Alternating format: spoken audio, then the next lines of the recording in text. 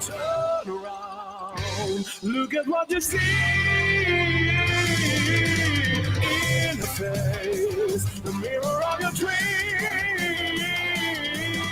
Make believe of you everywhere, hidden in the lights, written on the pages, is the answer to a never-ending story.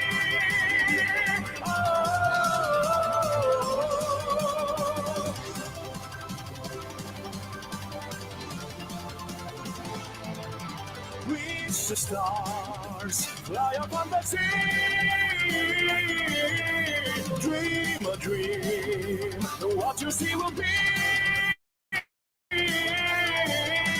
Ones that keep the secret will fall behind the cloud. There upon the rainbow is the answer to a never-ending story.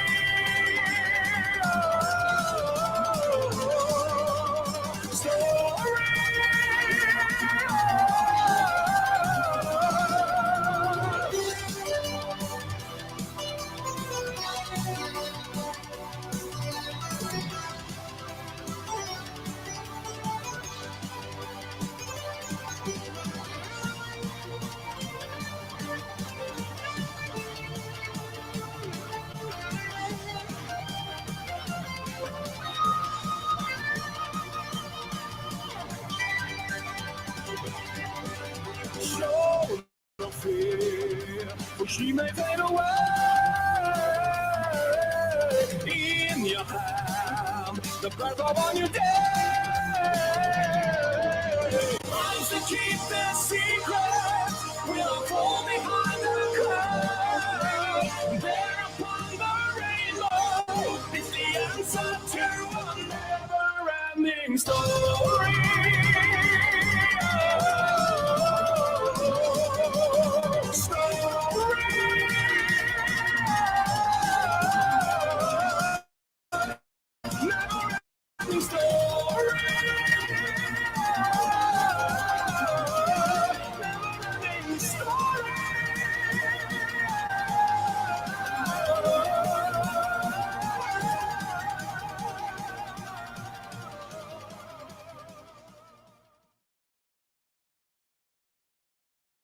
Man, I love freaking Neverending Story. It's been years since I've seen it, and I feel like I need to revisit it. It's like The Last Starfighter. It's like my happy place in, I don't like, you could say it's a happy place, but then this it's a sad story, and it's got sad moments like a trio and and the swamp and stuff like that. And like I can't even remember bits of it because certain things stick out and certain things don't. But I remember like uh, that book, Michael Landon. It's just way thick, and as a like a 7 or 8 year old trying to read it at boarding school was crazy. And I don't even know how a lot of kids can imagine from like not seeing pictures and being able to come up to to work out you know what the luck dragon looks like, because it's like trying to describe an elephant. It's like, oh, one person sees the snout, the trunk, and thinks that's all it is, and another one, blind people, I mean. But and it's crazy that that as children we're able to have such amazing imagination. It's so cool to be able to have writers and artists and creative people feed into that, especially cater to that. And that kind of leads me to Lego. I talked about this on last stream about how I've been buying up used, pre-loved, toys from parents selling their kids toys, or kids selling their own toys as they are grown up now and don't want to play with that anymore. So I discovered I bought this one this week, and it's the Bat Glider or Bat something, but you know it was pretty cool. Like, it got delivered this morning, so Monday and then today. So today's Friday. So after you know Monday, no, Wednesday, I think it was. Yeah, Wednesday. I paid for it. Monday it arrived. The really cool thing is that it's legit Lego, and not only that, it comes with like the figurines, and usually these are like in New Zealand, brand new. They're $6 each. So if you're paying like about, I think about five of them in here. Sorry, there's about five of them in here. You got Superman, you got Barbara Gordon, and you've got Wonder Woman, and I think you're supposed to have Batman in here. Batman's probably in his little ship, right? Yep, he seems to be inside this ship. So yeah, so I'm quite, yeah, as a toy collector, right? I'm quite happy, and just as a person who loves toys and has always have. So first up on the list, right, for today, you hear about the Juicy Smelly 3.0 Indians, but before we go there, I want to do a quick recap, well, not quick recap, a quick update on the poisoning of tourists in, I think it was, I can't remember if it was Thailand, Philippines. No, Philippines. We'll find out. I think it was Laos. Factory owner in Laos has been arrested following a tragic methanol poisoning incident that resulted in the perishing of 6 foreign tourists. The victim, including teenagers from Melbourne and travelers from Denmark, the US, and the UK, fell ill after consuming toxic alcohol from the factory-produced Tiger vodka and Tiger whiskey. The tragedy occurred in popular tourist town in Vang Vieng, where the victims had stayed in Nana Backpackers Hostel. Despite efforts to save them, 2 Australian teens, Bianca Jones and Holly Bowles, tragically perished in Thailand. Authorities have since shut down the factory and banned the production of the tainted spirits. Police have arrested 12 people in connection with the incident, and investigations are ongoing. This devastating event has led to travel advisories and calls for justice from the victims' families.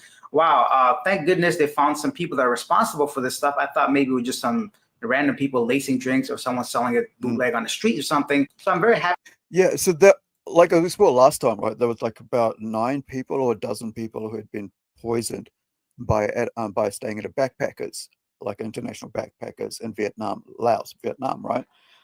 Excuse me. And so the consensus was that maybe it was just uh, the manager or the workers at the hostel, or even maybe someone just being, wanting to, see what happened, or maybe do some sort of nefarious thing and put it in their, these tourist drinks, right? Alcoholic drinks. What happened was a lot of people died. Two from one died, and then another one was put into coma, and then she passed away from Australia. And of course, New Zealander was also poisoned. And then also there was a British and American as well. So it was like an international place. So the thing was that, you know, it was a huge concern. It was international news for us here, because it meant like something like that tourists overseas, um, you know, getting getting ill or getting poisoned is a huge news any country. The reason is that tourism provides for so much money to the economy, and like and even here in New Zealand, we have a lot of our things. Our cities are all about like getting tourists in, right? We'll put up huge buildings just so to try to get people who are into that sort of thing to come. Like we have a huge building here called uh, the Handavasa Museum, Art Museum, right? We spent like about $20 million, and sadly, COVID just went and ravished the idea of all the publicity that we'd done. You know, just took away all the grandioseness of it all, right? And like we should have had ships, planes flying in a load of people to see it because we spent so much money into it. But of course, you have something like that happens, and next thing you know, people are like, "Yeah, we're not traveling," and then we did, and those people who would have come and saw it never got out, tell people about it, and now it's just kind of like sitting there most of the time empty. So tourism is a huge huge plus to any country. So having this happen in Laos and Vietnam, where people were getting poisoned by, by alcohol, methanol, right, which is freaking dangerous, right? You get like basically brain damage. And as I mentioned, like people like in previous stream, they died from it, right? They didn't even know they had drunk it because there's no taste to it. So our gentleman here in Philippines is basically saying that it was in Laos and Vietnam because he covers Asian news. So this is Asia Now, and he covers Asian news. So he was saying like the people that actually found it, like it was found out that it was actually the factory, alcohol factory making place that actually put methanol in their liquor, which then of course they sold to the hostel, right? Which then, of course, unknowingly, right, sold to the public, especially in this case to tourists. But here's the other thing: that how many people who are actually drinking this locally and they don't know that this is happening to them as well, that they're getting poisoned. So, yeah, this was Nana backpackers in Laos, Vietnam was a hostel where this major happened, right?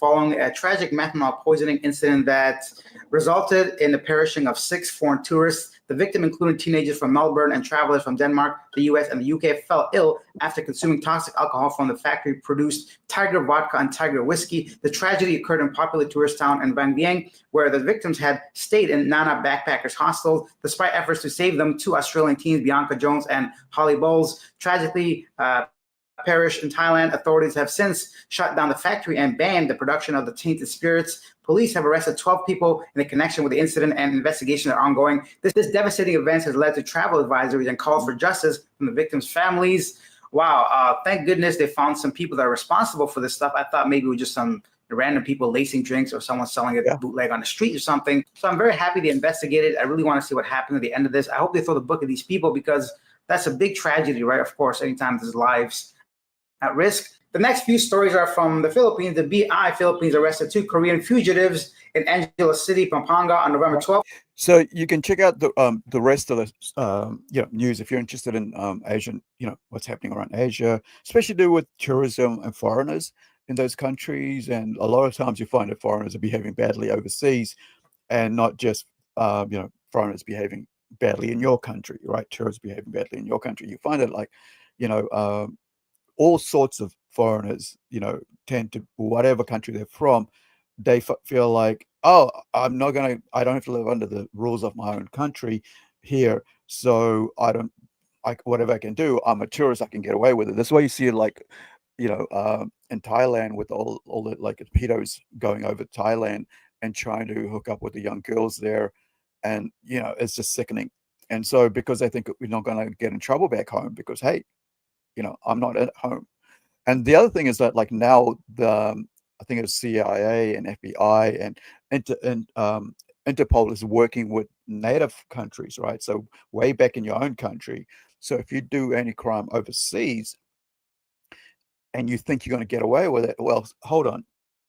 All it'll happen is like, the police will report you. This is the evidence. Now, when you get back home, you'll be pulled aside at customs and said, "Oh, hello, Mr. Jones. Yo, Mr. Abdul, over this way, please. What were you doing over there? Oh, this. Oh, okay. You weren't? Oh, look, here's the evidence." And so, yeah, it's a pretty cool thing that, like, it also makes you, kind of like, okay, I got to be on my best behavior as well. As we've been watching people who are not on their best behavior in the last few streams. The other thing, while we were talking about Australia with the Australian young people, because two of the and they're like young, healthy sportswomen, right? Teenagers are under 19, around 19, 16, and so on, and they had their lives just taken away from them. They were like they were local sports heroes basically in their community, and everybody basically knew them because like if you wherever you are, like if you're in the sports scene in your town, those people. So it's like a huge emotional mental damage to the entire community, losing someone like that. Losing anyone is a loss, right? But I think more so in the sense that, like, it's part of a team and they're part of the family, all that stuff. It's just it's not just a random person on their own, even though it's even sadder, right? So the one thing I've seen, like, I thought like that was really interesting is how we're going to cover this. I actually uploaded a video about. I mean, I clipped a video about this, but I didn't download. Didn't like upload it. But this also happens with Chinese influences and into Western communities, and this is interesting because this is to do with New Zealand and Australia. How let me make sure I've got this up here. I have. Let me put me down at the bottom, and this is about pubs, about drinking holes, right? Or where little little clubs and nightclubs and venues and stuff. And this affects New Zealand as well because this company owns, you'll find out, right? The aptly named Australian Venue Company, which operates more than 200 pubs across Australia and New Zealand, was bought in August last year by PAG Asia for $1.4 billion. According to their website, PAG are your partner for Asia and manage $55 billion in assets. They actually bought AVC from a group called Kohlberg, Kravis and Roberts, KKR, an American global investment company, who of course spout off about their... ABC is the news network. It's a TV station in Australia. So what I find interesting is, and what I'm really against, is foreign agencies owning pieces of national media or property, factories, land, infrastructure, because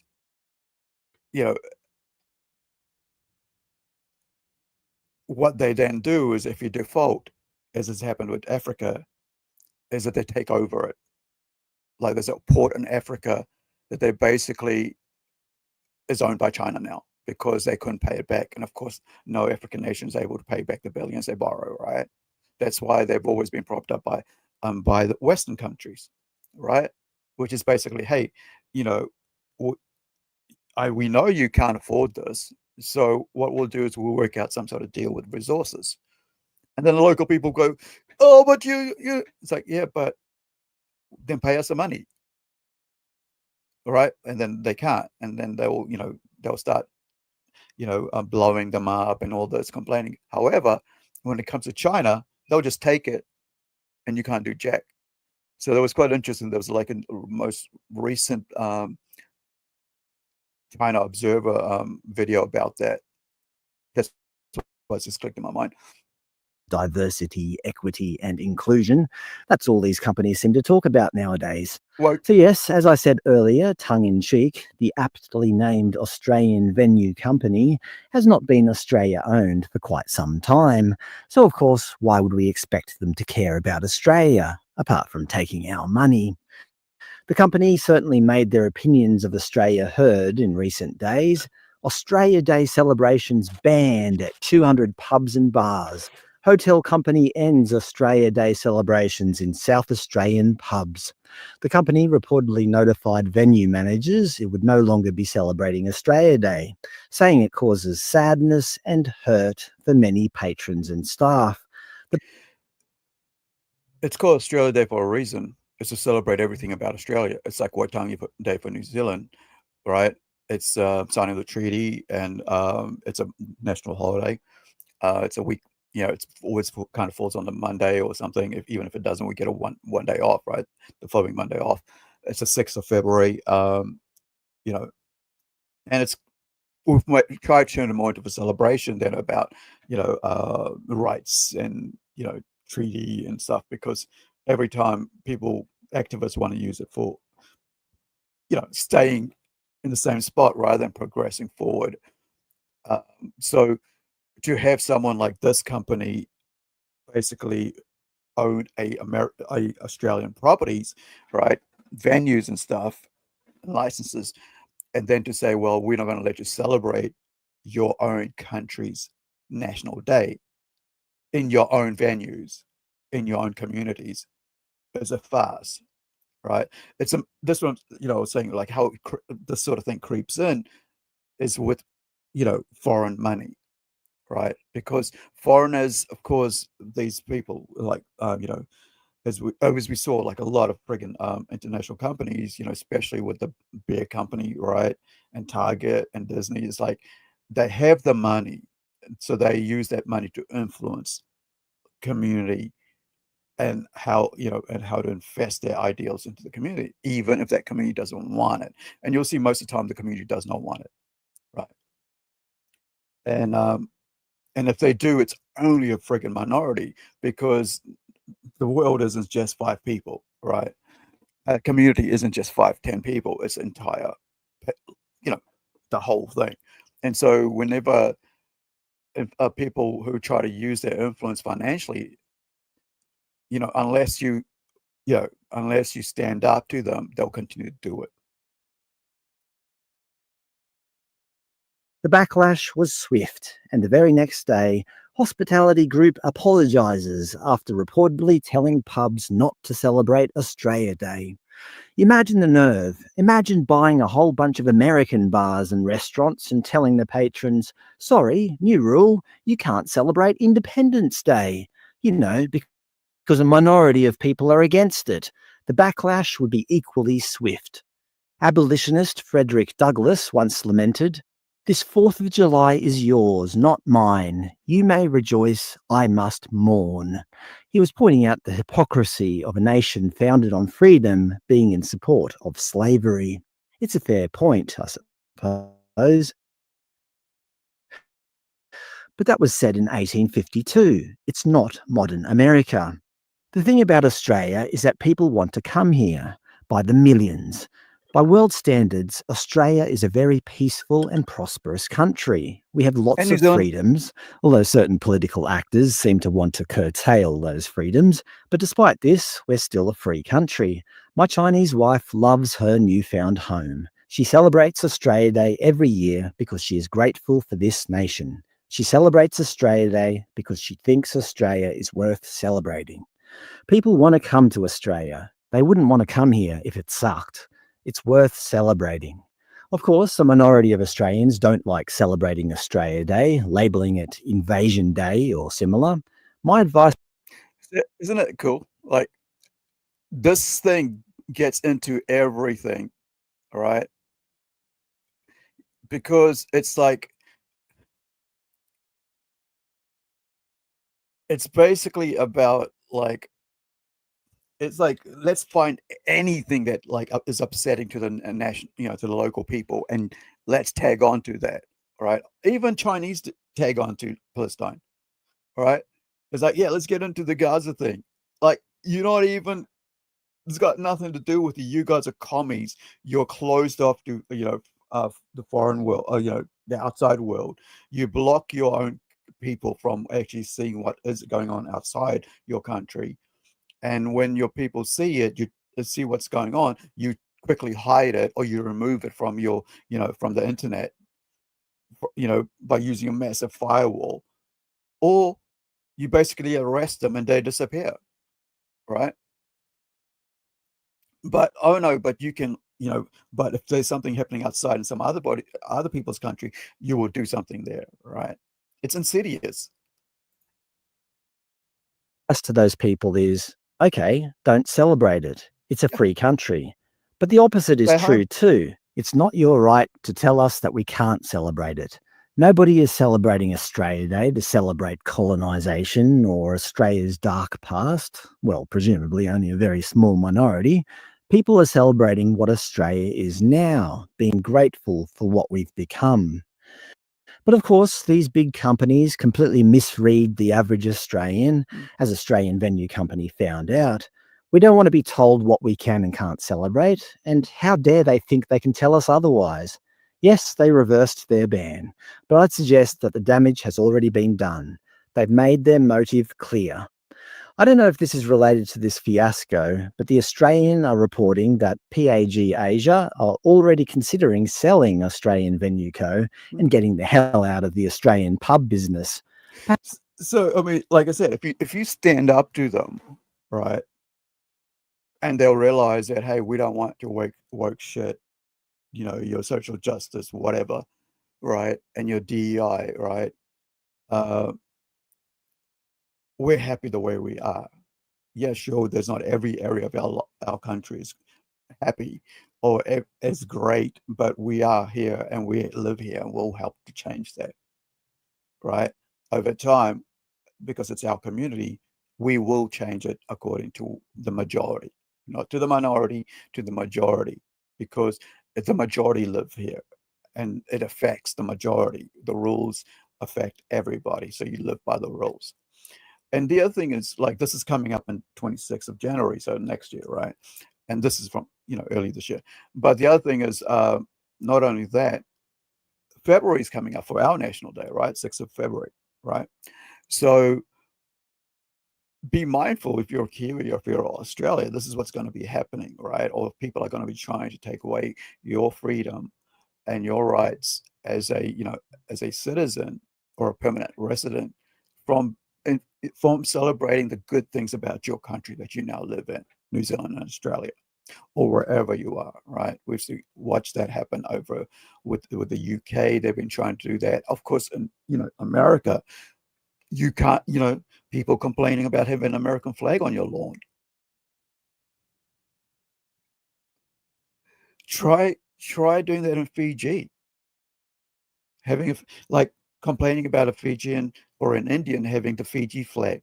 That is the most celebrated thing in Fiji. It's celebrating Fiji Day. It's like where the whole community gets together: Indian, Chinese, islanders, right? Because there's other islanders living in Fiji. Europeans, right? Tourists get together. Of course, indigenous Fijians. So everybody's there celebrating, and everybody loves their flag. You got t-shirt flags, right? You got hat flags. You got bandanas. It's just full on, right? As well as like little plastic flags and all that, cloth flags, and it's a pride in your nation. And I think the idea that you cannot celebrate your national pride, that and not trying to confuse that with xenophobia, is just stupid, right?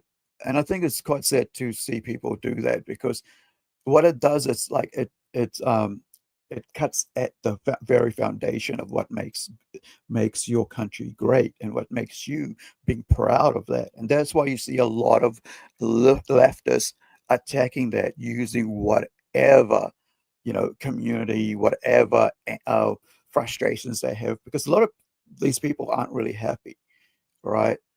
Who, like, always complaining. When you're always complaining, you can see in your face the misery, right? You're always depressed. You're always anger at something.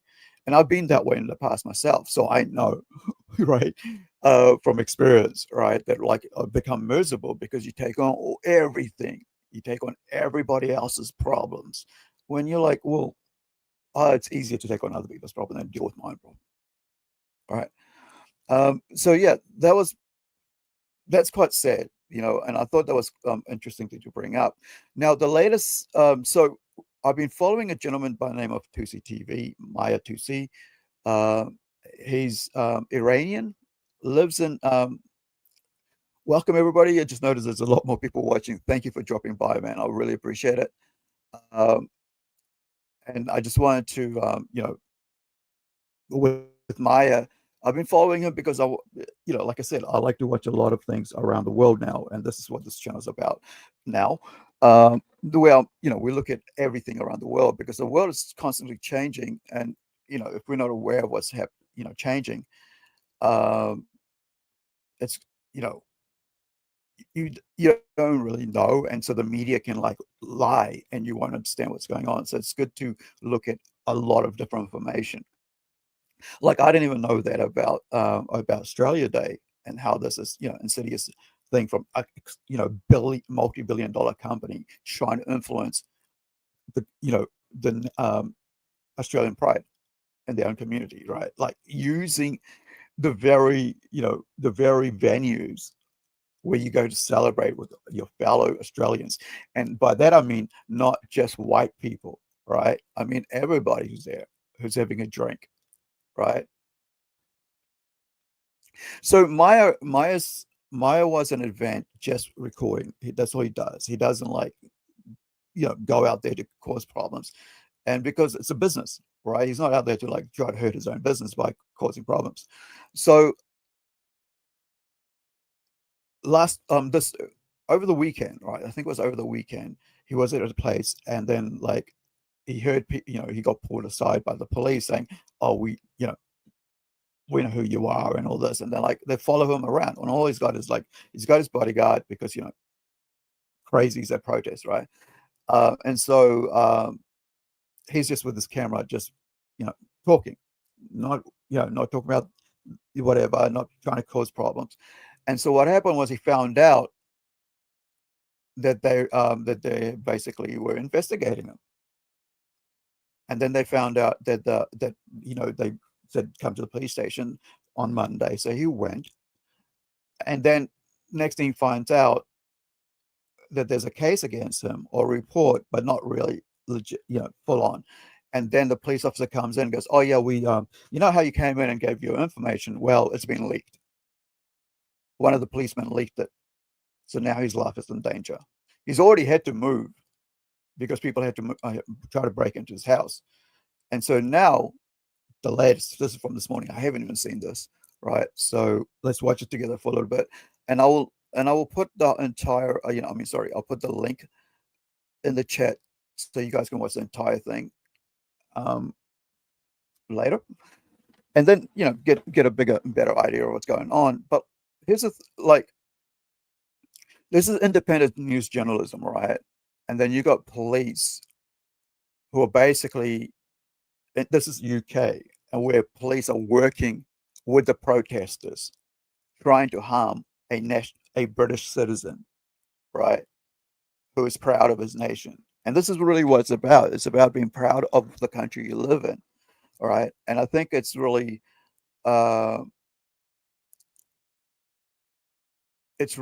interesting to see that the police are working with the protesters. Not all of them, right?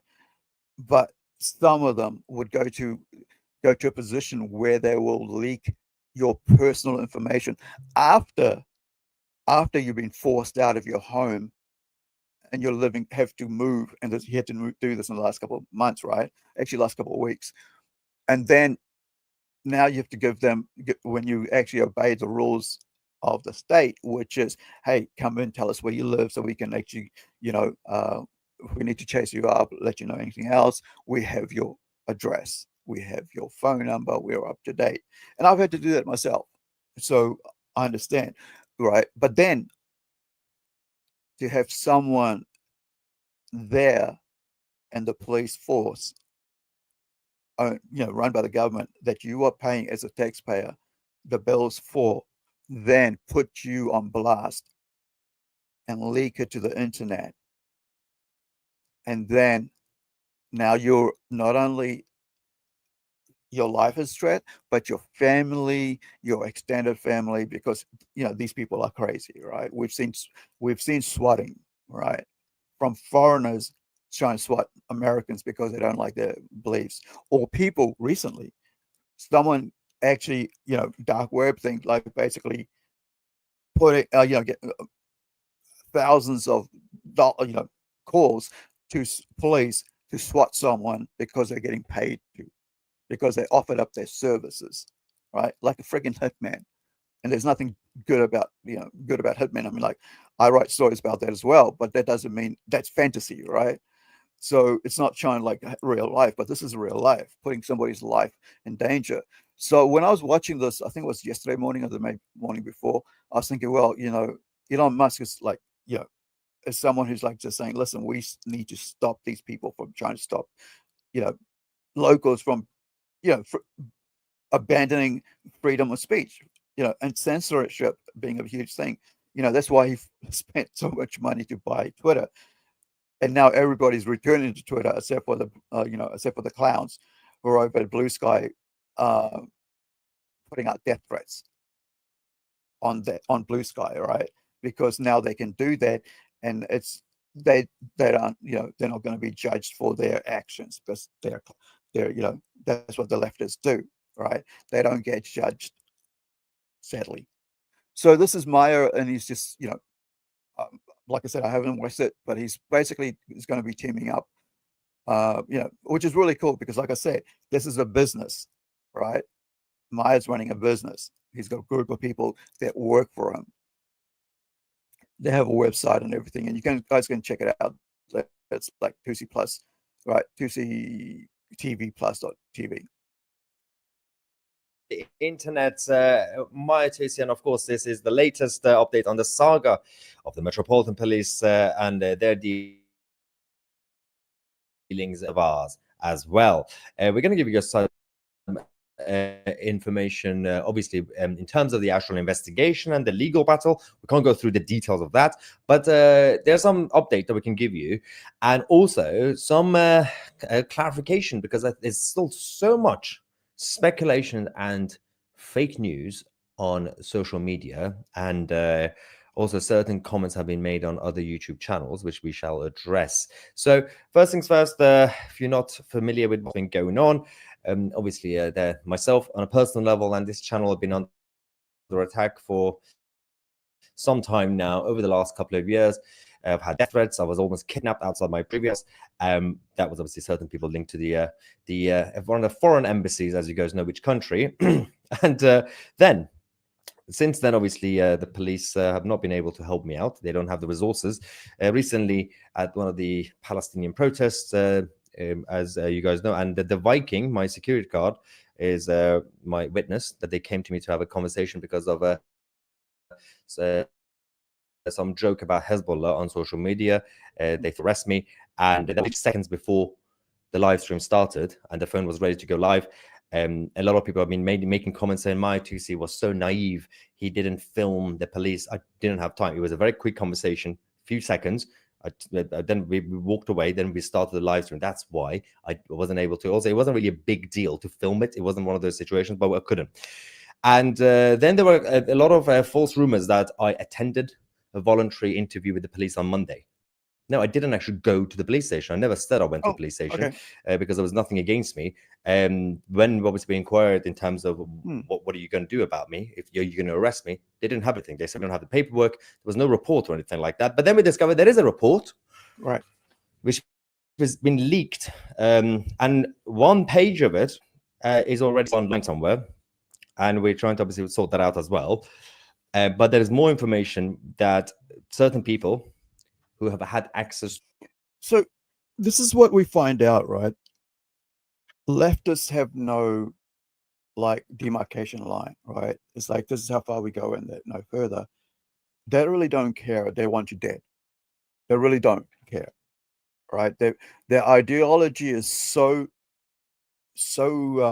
aggressively defunct of morality that they don't care if someone out there has your information and will harm you. They don't care, right? And that is sickening to dox someone and to basically leak information, private information that could expose them to people, to nefarious people. And like he said, Iran basically embassy tried to kidnap him outside his home. Right. There was another incident he shared where he talks about while he's live streaming, right, doing the news, someone's knocking on his door and is looking for he's saying, oh, I'm looking for the library. I'm looking for the library. He's like, this is not the library. And so he keeps on trying to smash his way in. And so they ring, the family rings up they ring up the police, and he's still trying to get in while the police come and arrest him. So these are crazy nutters out there, right? And so you got the right-wing Islamists, right? And very, and they very much have the same mentality of communists, right? And the leftists. It's like there is no rules for these people to go, okay, yeah, let's have discourse. I disagree with you, and okay, I understand that you are very strongly disagree. That's with my ideas. Well, that's fine. Let's agree to disagree. You said your piece, I said my piece. Let's go away from this. And let's just be friends, or let's not be friends, but that's it. But in this, in many cases, we're finding out that it doesn't stop there with the leftists, right? And with the extremists, right? They want to see you dead. It's just the way it is with the extremist mind, right? They don't believe in life. They don't believe in the sanctity of life, right? So how can you actually have discourse, debate with these sort of people when they would go to this extent? They would just want you gone from the world, right? They don't care about your loss to your family, loss to you, to your community, but they just want you gone, and I think that's the worst situation about the internet, which is kind of for me, it's very scary, right?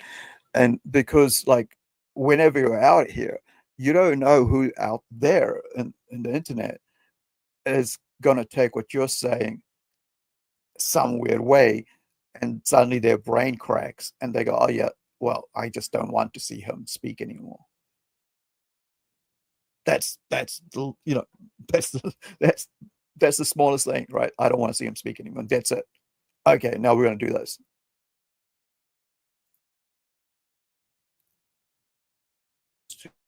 To the Metropolitan Police's system, let's just say, I'm going to explain why we have to say it like that, have access to private information, myself, Niak Orbani, and Mark Burback, another friend of ours as well. And so to clarify certain things that people have been speculating, no, I did not go to a voluntary interview on Monday, because why would I do that? And two, that was a situation in terms of me not being able to film a 10-second conversation with the police just before I was going live, because I was going live. I was like, I can't talk right now, go away. And then they wanted to have a conversation with me on Monday. And then obviously the rest of it, because the rest of it was during the live stream when they also threatened me because I wasn't allowed to go to one side because I didn't have a press pass as a reporter, because I'm not part of a trade union. And I ignored that anyway, so I still went anyway. And now we have this situation where we are talking to lawyers. We have a legal team sorting this out. We are challenging the Metropolitan Police. The problem we have, the Metropolitan Police have their internal investigation, and we're under the professional standards, right? I can confirm this, ladies and gentlemen. The Met Police continue to refuse to tell us the name of the person who leaked this. They refuse to tell us the position of the person, the rank, if they were an actual police officer, or whatever were they cleaner working in the building, in the police station, whatever they were. They refuse to tell us because they're going to drag investigations so that they could buy some time, obviously. Now, in terms of the legal thing, obviously, we can't go through that because we have to prepare this. My life, obviously, could be at risk. That's one thing, but I got lucky in terms of what sort of information was leaked. but certain other people are also at risk now because of this. Not just me. This isn't really just about me. And the fact that they continue to refuse to do this, that's one issue. Now, I've been in touch with a number of people in the political establishment, and it's now been about 20, probably 26 hours, it's almost 30 hours, over a day now since this story came out. Ladies and gentlemen, absolutely nothing publicly from the mainstream media in the United Kingdom and the political establishment, right? The political class, not the political leaders. Isn't it interesting? Like a citizens journalist who is very well known, like you can see, like, you know, runs a business, a news agency business, because that's what they are, right? They do interviews as well, and, you know, basically setting up like a TV station, right? Yet nobody is covering the story in that country, right? Britain. Right? You'd think that, like, well, look, we just had a CEO being assassinated, right, in front of his hotel in America, and it's covered on every channel. And that is huge news, of course. But someone in your own country who has had their information leaked, who's already been threatened, who's already been, like, tried to be kidnapped, who's already had people try to break into his place, who's had his information leaked by a government civil servant, right, or whoever, like he said, we don't know. And I was like, I thought it was like a police member of the police, but he's like, we don't know. And so now they're protecting their own, the thin blue line, right, and so on. But the weird thing here is, like, police have been basically attacking citizens over migrants, over violent migrants, right? They've been protecting, like we've done with the grooming gang, protecting migrants, right? Illegal aliens, what have you, you know, while they've been grooming young girls, right? 12-year-olds, 14-year-olds. So, if, you know, it feels like in the UK especially, all right, that the police isn't for the people that pay their bills, or that they're supposed to, like, why they put on their, put on their uniform, right, for the country, to protect the people, to uphold the law, right? One law for all. But in this case, they've been, like, basically one law for the migrants and one law for the others. And if you say anything, like they were saying, oh, you posted something, a joke about Hezbollah. You posted a joke about a terrorist organization recognized all the world over as murderous cultists. And now we're going to arrest, we want to talk to you about that. It's like, did you read the joke? Did you find it funny? Move on. You didn't? Oh, well, move on. All right. Oh, no, but we want to talk to you about that. And on that, right, they leak, his information gets leaked. Said anything publicly. Now, I wonder, and we will keep pushing it, and I would like you guys to also help out with this on social media, to keep pushing, keep posting. It's now been 2 days. It's now been 3 days. It's now been 4 days. Keep pushing it to see how long it will take for one of these mainstream media channels, whether it's the BBC or GB News or it's also like, it's by not covering it, they're controlling it, right? They're controlling the narrative of what gets out there, because, like, like silence, right? What is it? Ignorance is bliss. So, like, by stopping the information flowing, people aren't going to be looking for it, so they're not aware. And then suddenly something happens. Go, well, why weren't we told? Oh, we didn't think it was a big deal. But didn't you see the breadcrumbs? Didn't you see all the things that were happening leading to it? It didn't suddenly happen, right? Because I think that's what basically, mass media has basically become, is like, it's a controlled, it's like the DI thing, right? They control what you are doing and what you are hearing. And it seems like, if you control if you control the news, you control how people think. That's why I'm like, I decided like this is what I'm going to do with this channel, is actually give you information and you can do whatever you want with it. Because I think holding back information is the worst thing you can do, because like that means it's people get away with stuff, right? And especially when you saw, like, when we talked about did the whole stream about the grooming gangs, 10 years they ignored that. All right, how many children's lives have been destroyed? And here's what, that sort of thing, it not only destroys their lives, it destroys the children they may have or may not have because of injuries and stuff. And not only that, then how they bring up those children and the mental state of those children, and then also their children's children.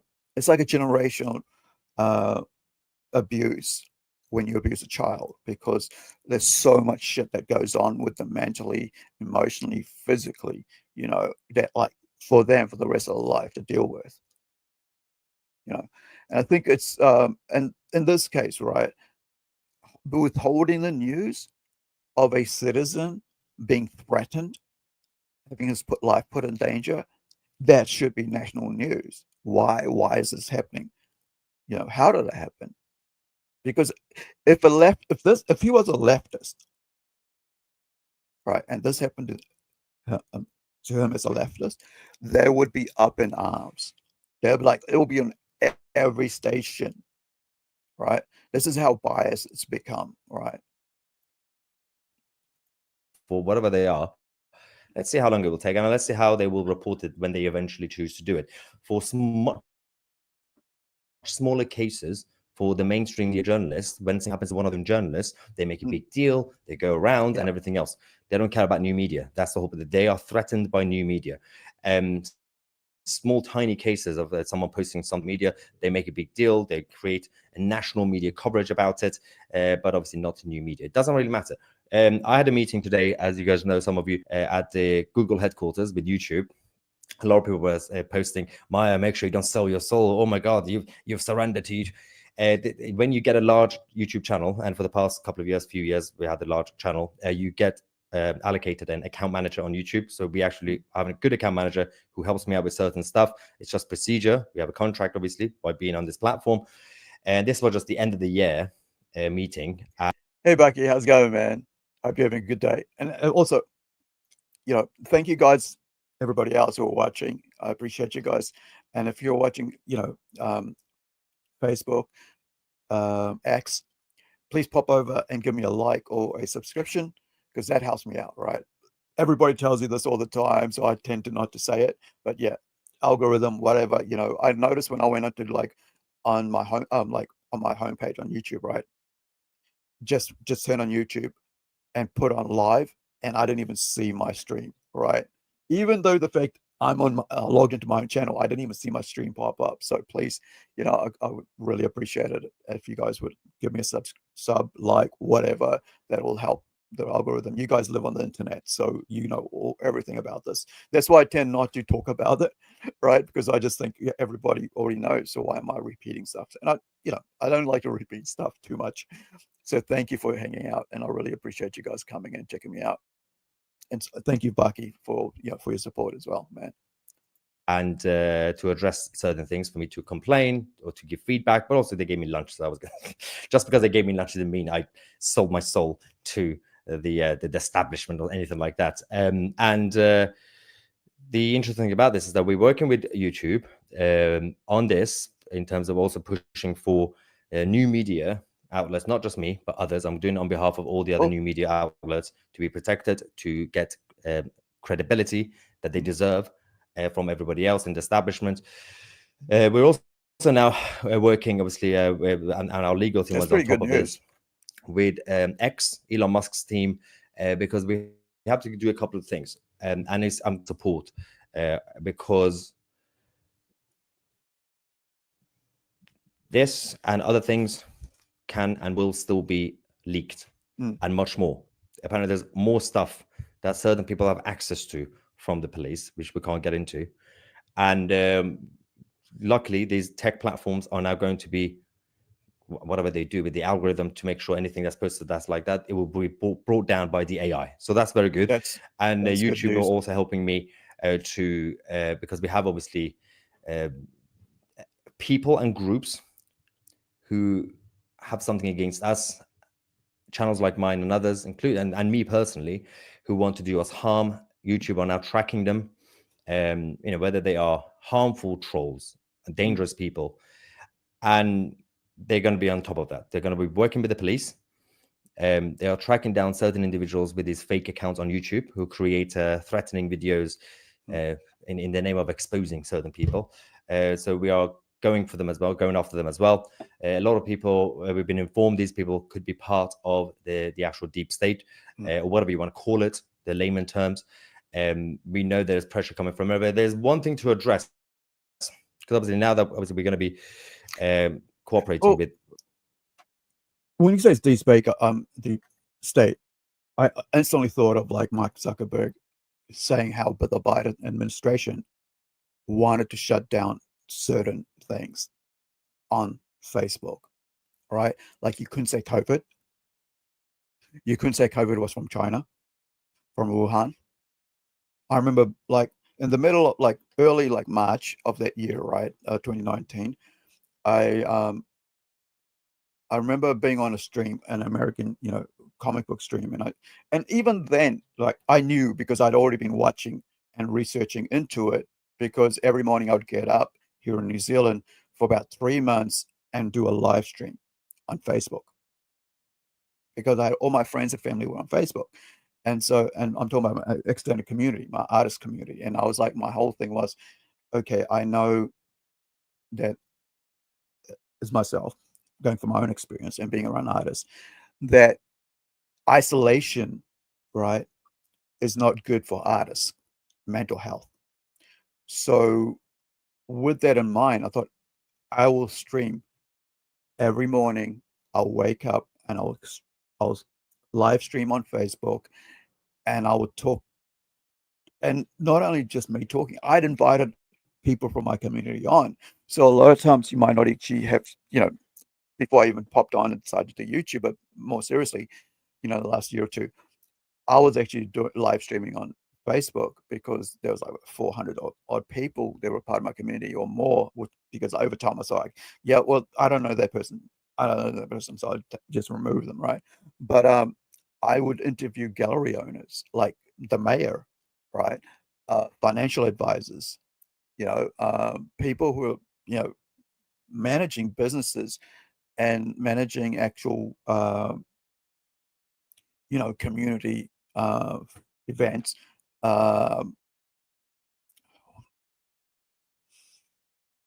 venues, a whole lot of things, right? And because I realized that I need to have people talking and interacting, and not only that, even people in the community, talk about police brutality and stuff like that, experiences, because I've experienced that myself, right, as well.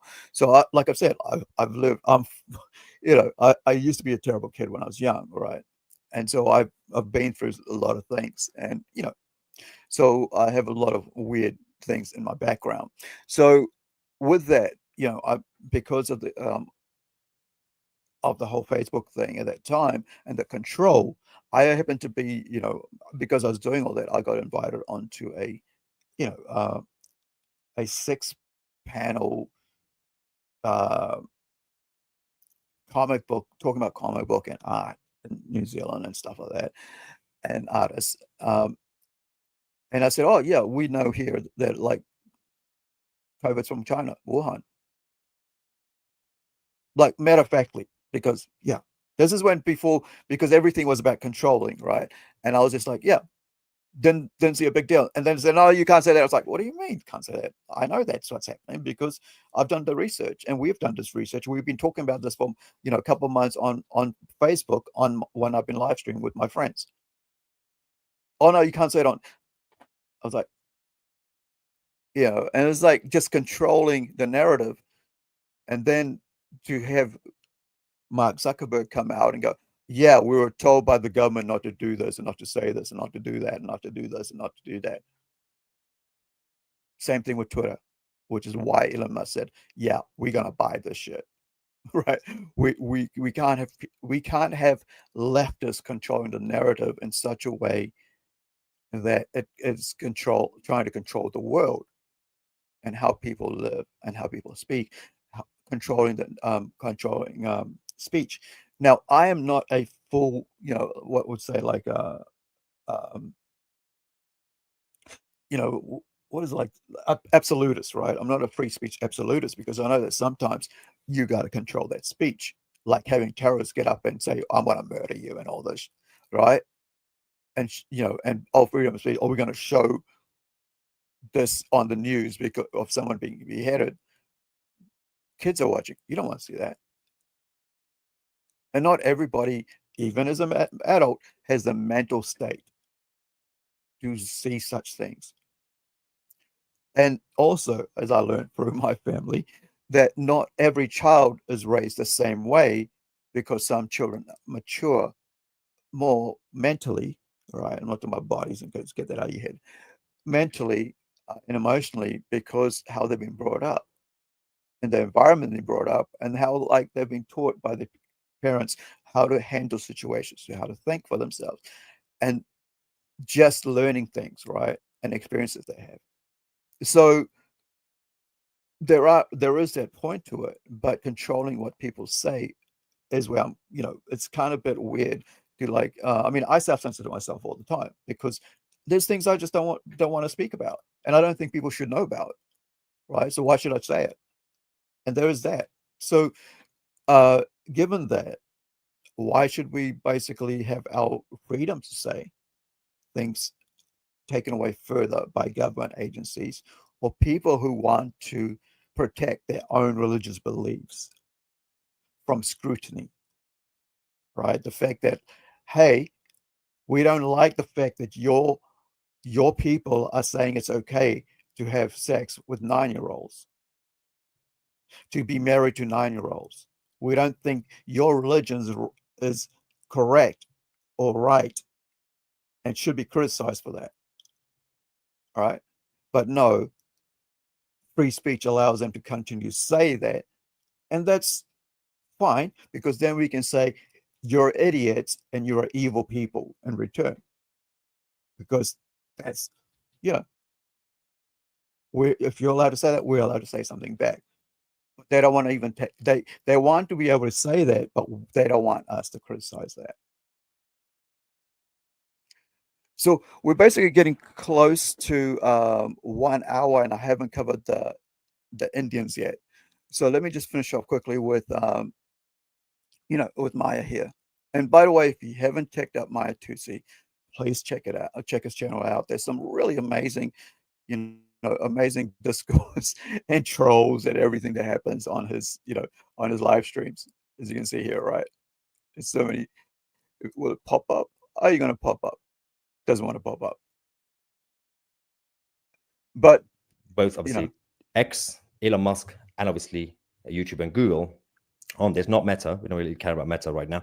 Is there's been a lot of speculations again about, as I said, people have been saying, I went to the interview on Monday, which I didn't. I never said by the way, this is today, even though it says 5, today is 6th and Friday in New Zealand, right? It's Friday the 6th in New Zealand. We, down here, of course, we live in the future. The reason I mentioned that, tomorrow at about 10:35 a.m. New Zealand time and 10:35 p.m. Prague, Budapest, we'll be doing a live stream over at the Plunge Comics channel. I haven't put up the placeholder video thing, live stream thing, yet. With bringing back Thomas, and he's been going around to all, touring all the museums and stuff. So it'll be really cool to talk about the art he's seen in Budapest and Prague, right? And so we'll be live streaming tomorrow on the Plunge Comics, talking about comics as well as his art and stuff, and what he's doing with us, in the comic scene. So just thought while I'm talking about dates and all that, mention that. So let's pop over to let me just keep playing that, and I'll just go find the one to show you guys. And two, in terms of the filming thing, the third point to be mentioned is about the support that we are or we're not getting. There's a lot of people have been going around saying, oh, this is basically just MyOTC trying to do a fundraiser or crowdfunding. I've been repeatedly saying we don't do that on this channel. I'm not going to ask for any fundraising. It's not really a good look anyway, but also people just take advantage of this. We don't do that on this channel. Now, there's also all these other people who have been trying to link this issue with nonsense, absolute nonsense, which has nothing to do with it. So it's speculations on certain YouTube channels about why is it. Firstly, I am not Julian Assange. I am not a danger to the state. So this is not the system coming for me. I think there is no evidence that the system is coming after me. So certain people have been asking this, saying, but Maya is not Julian Assange. Maya is not even Tommy Robinson. And yes, I agree. Why should the system? It's not the system. These people have not understood how things have changed over the last few decades. The whole system, institutions have been infiltrated by a bunch of idiots. And so all you need is one or two, and I'm just saying one or two for the sake of it, but it could be hundreds. One or two people who are working for the Metropolitan Police, one or two people who could be working for the NHS, one or two people working for Dan Street, for any other organization, the BBC, to have something against me personally, because, for example, they see me as an anti-Palestinian, right? Oh, I'm pro-Jewish, how dare he? And they can harm you. That's all it is. When they leak something like this, it doesn't have to be coming from the top. It doesn't have to be Sadiq Khan or Mark Rowley giving an order to someone to leak this as some sort of conspiracy. I'm not Julian Assange. I'm not even Tommy Robinson. All you need is just one person, two people to have something against me, and they could do it anonymously, but then eventually get caught, as they have in this situation. So it's not necessarily those who question, but what MyOTC hasn't done nothing extreme. Of course, I'm just doing my job. It's not the system coming after them, as in it could be. I'm just saying it doesn't have to be the system coming after me. All you need is a couple of individuals.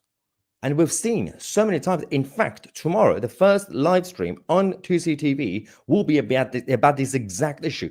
We are going to be exposing yet another Metropolitan Police officer. We have the video evidence, who essentially came out publicly in defense of the Islamists protesting. We will. So I'll leave that there. Please go check it out. Links in the chat for the rest of that live stream. He only does like about 20-30 minutes of it. It's like a daily news reporting, right? What's happening, and then he will do other ones as well, not just Britain. Now, what we're going to look at now is from Nate the lawyer. This is how because I follow his channel. I like a lot of different channels and for different reasons, right? And one of them is Nate, and he talked about lawyers and law stuff. Now, so this is how I came across this, because it's popped up on my, on my updates, like notifications, right? It comes up here, tells you, oh, this is, you can see like all the different channels I follow, right? You can see here, right? And so I'm not just a handful of, comic book or pop culture. Everything, everywhere. Because, when you, I guess I've always kind of like had an outward, as a migrant, I've always had an outward thinking viewpoint, like what is happening in the world? Because I was, my dad's from England, my mom's from Fiji, right? And we've got family members who live in Canada, Australia. My two brothers live in Australia, and so it's like I got it, what is happening everywhere, because then at least I know what's happening when they talk to me, or if I ask them about it, I know where that is. And now the great thing now is that in the last couple of years I work with artists from all over the world. And so because of that experience of being a kid at about 16 years old, going on 17, I left home and I was around other people from other backgrounds, other ethnicities, and learning to be able to talk to them, and understanding their perspective and things. I can now in return understand and be able to, talk to and work with people from all over the world, right? And I don't think of that as like sort of like proud thing. I just think of like it's such a cool thing to actually have gone through all these stages to now be able to work with people from different countries and get along, right? Because not having like, oh yeah, your ways are wrong, my ways are better. It's like, no, we're just good. We're just happy to be working, creating art together, and it's just been great. I'm also like kind of like been mentoring a writer from America, right? Um, and I haven't mentioned a lot about that, but I'm actually mentoring another writer who's already been published, right? He's already got his work in print, but he wanted to get more work. He came to Rising Sun and said like, "Hey, we want to like, would you look at my work and would you, I would like to expand more." And then so I was like, yeah, let's sit down, and we've been having like hour-long meetings, video chats, right, and just talk, freely. It's not like paid or anything. It's just like, hey, I've got time now. Let's do this, and let's back and forth reading scripts and going over it over and over again for this whole year, right? Because the guy works elsewhere, then he comes back home, then goes elsewhere, then comes back home, seasonal, right? And that's the crazy thing about it. Like people think that, oh, when you work, you're just working in your community. That's it. There are people who work seasons, like they'll go to another country, right, with their work, or even go to another state, right, or across the country to work, and then come back home after working that seasonal work. Like people who live on oil, go out fishing, right, and oil tankers, or was it not oil tankers, or those oil things out in the sea for like 6 months at a time, and then they'll ship back. And then, of course, you got the king crab thing, right? You're out at sea for like months on end, right? And then you come back. Well, I don't think it's months on end. I think it might be like, weeks on end. But, you've seen all that. So, trawlers and stuff like that, people who are deep sea fishing, tuna fishers, all right?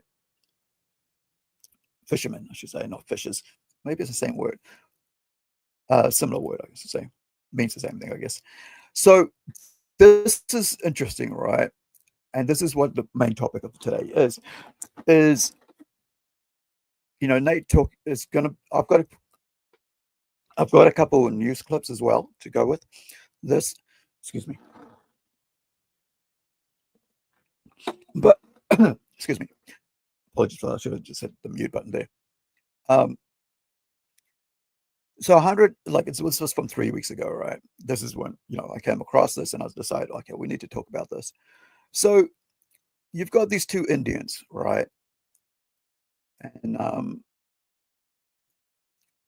they hold positions of power politically in America. And this is what pisses me off. Is when you hold, when you hold as a migrant or whatever positions of power, you represent a community that has elected you to that position. You have told them a whole bunch of shit, and they've believed you, and now they expect you to carry that out. That's how it works, right? And I've mentioned before, like, I voted for my community, for my country to have housing, cheaper housing for everybody, because that was the lie that was sold to us. 100,000 new homes for citizens that they can buy at affordable. What happened was like about 1,000 was because all the other money was spent on, oh, we're going to give you free, we're going to give you free groceries. We'll give you food vouchers if you get the shot. So millions, if not hundreds of millions, were spent trying to go, not try to go, but like try to convince people into filling themselves up with drugs they didn't need, and so on, right? It sounded all good. or they care about it. Well, then until you find out that people like actually could have good immune system, or they knew how to take care of themselves, like me, right? Even though I'm on medication all the time for painkillers and stuff due to my my injuries. Even I was like, yeah, I think this is sus.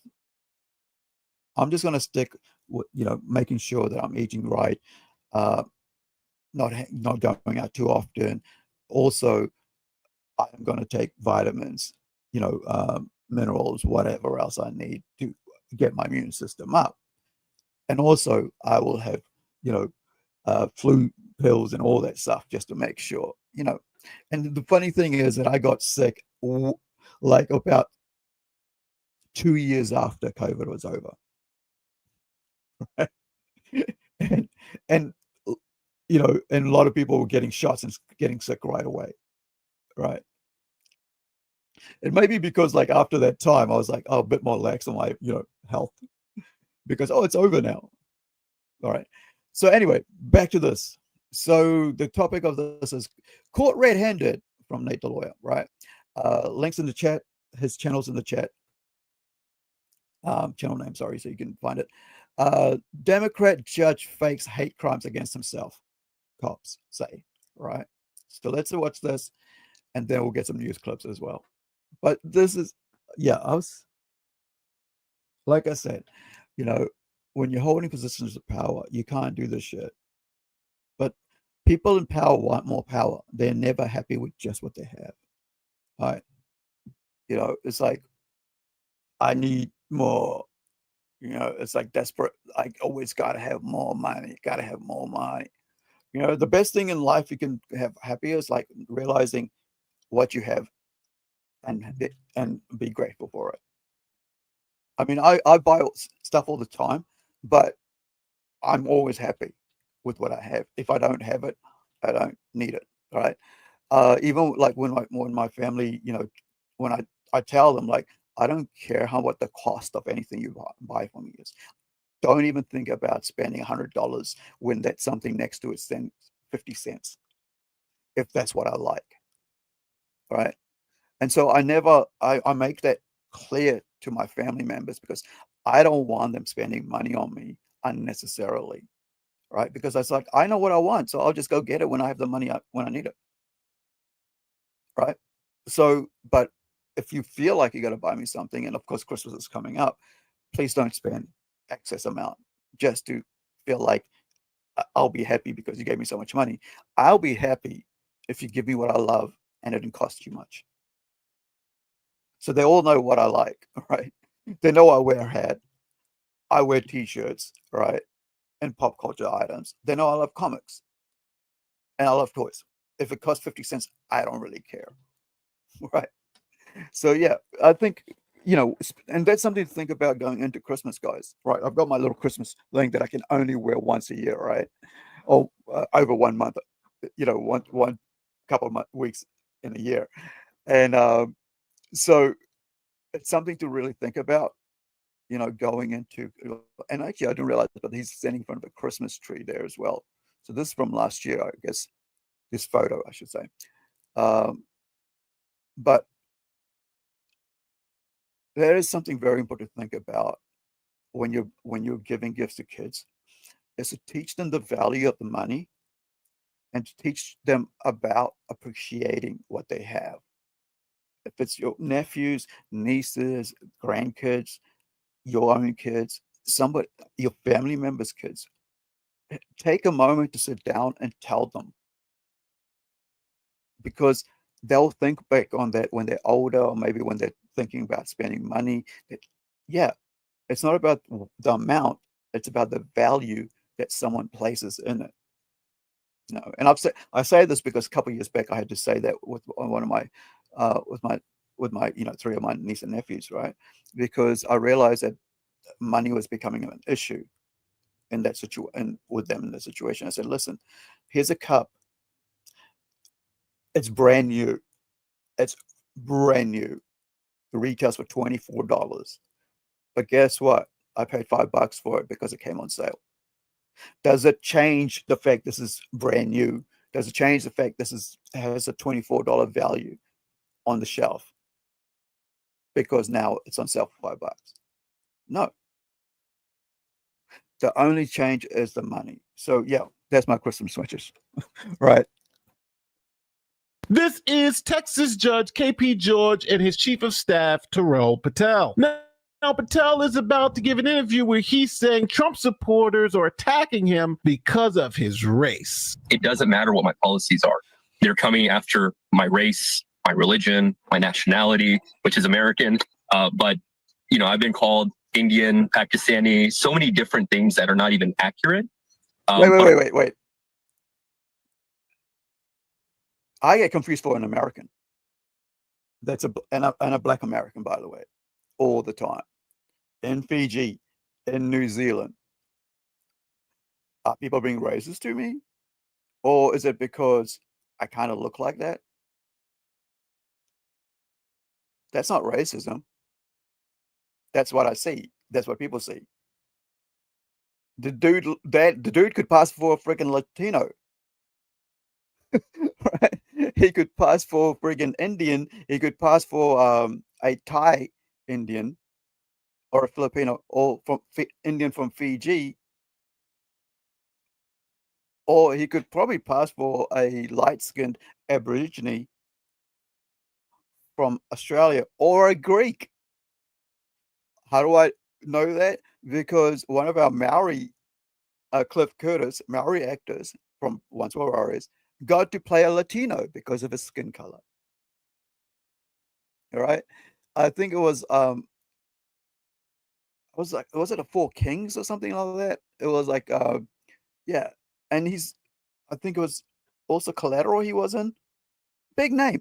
Do you think Cliff said, yo, I'm a Maori boy, I can't be doing that? And he said, no, where's the money? He changed his accent and everything. So when people say this, I find it very arrogant. And it's like this self-professed racism. It's like, I know what other people are thinking. You know? But our goal is to respond back with love. That was Terrell Patel on The Factor last year when he claimed he was a victim of racism in the political race for county commissioner. Then, shockingly, Patel got arrested because he was the one making these fake hate crimes. More new information tonight on this story. The arrest of a candidate for the Fort Bend County Commissioner's Court. Yeah, police say Terrell Patel created a fake social media account, then used it to make racist attacks against himself. He's facing a felony count of online impersonation. In newly obtained court documents, authorities allege Patel stole a Needville man's photo, used it to set up his fake Facebook persona for a man he called Antonio Scallywag. After Patel was arrested, authorities then found that his boss, sitting Judge KP George, was doing the same thing. So Antonio, isn't Antonio Italian? And then Scallywag, right? And it's like, dude, you actually use racist name to be racist against yourself and creating a racist name. It's like whammy upon whammy, you know, like slap, slap, slap. Doing his re-election campaign, faking hate crimes. The Fort Bend County judge is now being investigated for alleged election fraud. Judge KP George is accused of knowing about fake posts made by his former campaign consultant, Terrell Patel. Then authorities got enough evidence to indict the judge on faking hate crimes against himself. A sitting judge. George is accused of using a fake social media account to attack himself and others by posting racist and xenophobic comments. Officials believe George did this in part with his former chief of staff, Terrell Patel, to gain sympathy support in the 2022 election. George ultimately won for a second term. Tonight, Fort Bend County Judge KP George was booked into jail just after 7 p.m. This is his mugshot. George is accused of posting fake racist messages to make it appear he was the target of hate during his 2022 reelection. Okay, so we have this sitting judge and his chief of staff who've both been indicted for impersonating Trump supporters and committing racist hate crimes against themselves. I'm not joking.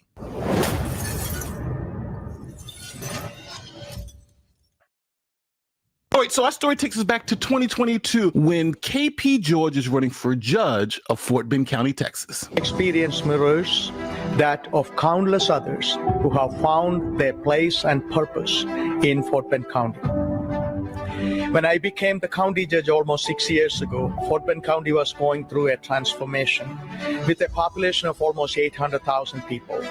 Fort Bend population has grown over 500% in the last 40 years. Now, during that election, an online account popped up. The name was Antonio Scallywag. Now, remember that name. Antonio Scallywag is going to be really, really important to our story. Now, Antonio Scallywag went on Facebook and started attacking the judge for being Indian running for judgeship in Texas. Now, these attacks were racist, and the judge even made a statement about these attacks. Well, Fort Bend County's top elected official is speaking out over what he says is a rise in hate speech towards him ahead of the November election. ABC 13's Jonathan Bruce is in our newsroom with details and his opponent's response.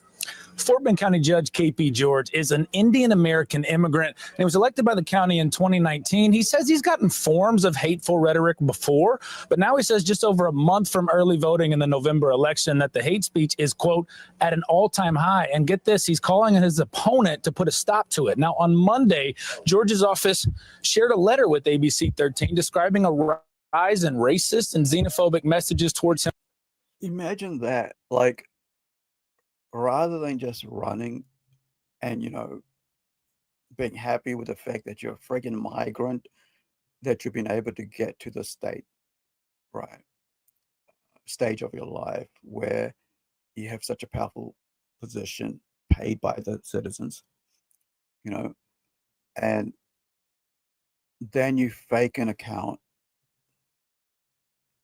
and lie about racism, which is like, as you know, in America, is like anywhere, right? The being tagged as a racist is like the worst thing. But so now I just think it doesn't mean shit. Like, honestly, if you're being called a racist, ignore it. It's like, it just doesn't even matter, right? Because no one, isn't, the percentage to an actual racist is so low that you probably won't even meet one. A lot of times people are just belligerent. Right.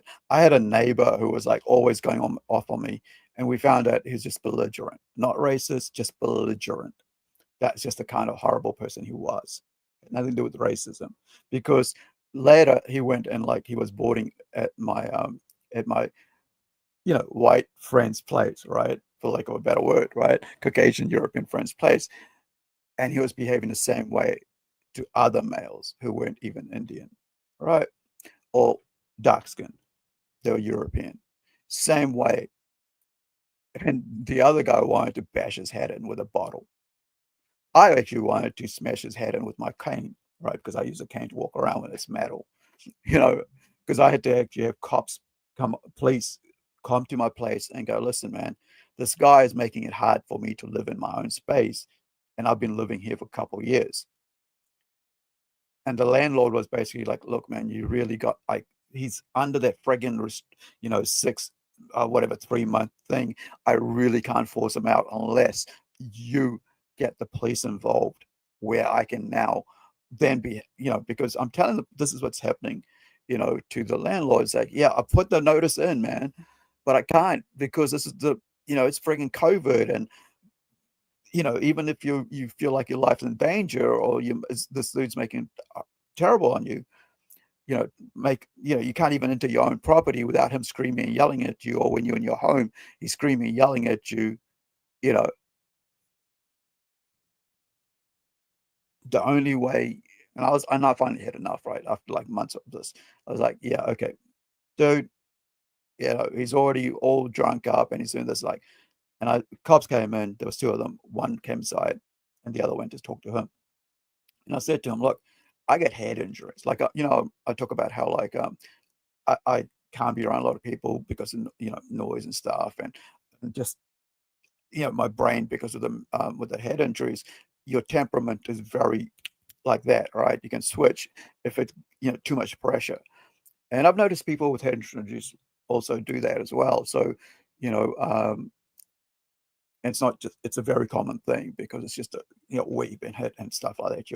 Your emotional control triggers are not that don't turn up really quick.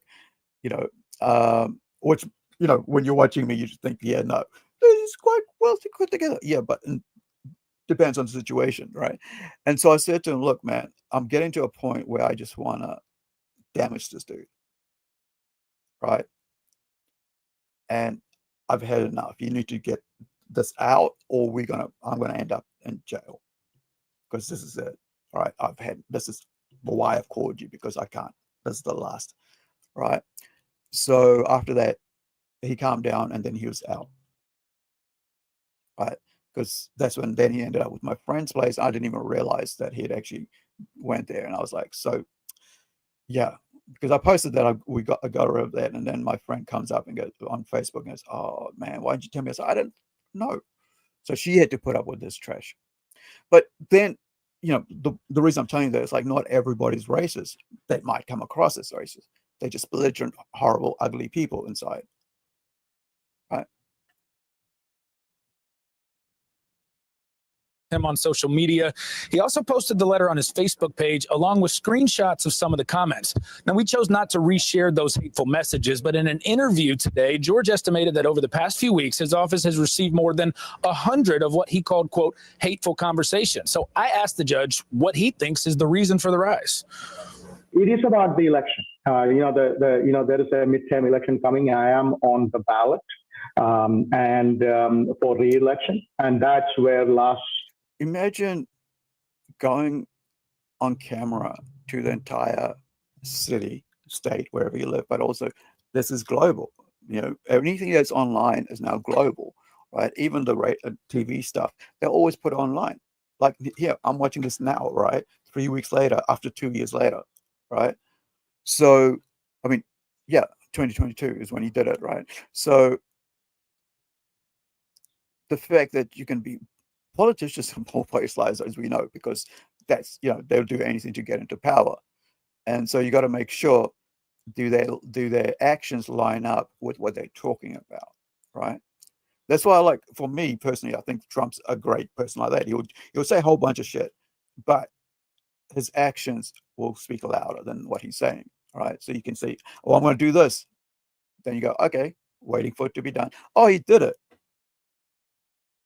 Right, and then you go, yeah, I can trust not everything he says, but I can trust the fact that he will act on what he's saying, and that's what I think which is why I did not like Kamala, even before she started running, because I saw her, past things. Last maybe a few weeks, maybe a month or so, it started heating up. This has to stop, and the sad thing about it is many of these people are my opponent supporters, and that is, I haven't heard anything from. Is your character assassination of his opponent, right? Like they did with Trump, right? Basically, and they do it with other people. It's just not Trump, right? It's called dirty politics, right? You're trying to say, oh, it's your supporters that do this. It's you that they listen to, and it's your behavior they take on board. Right?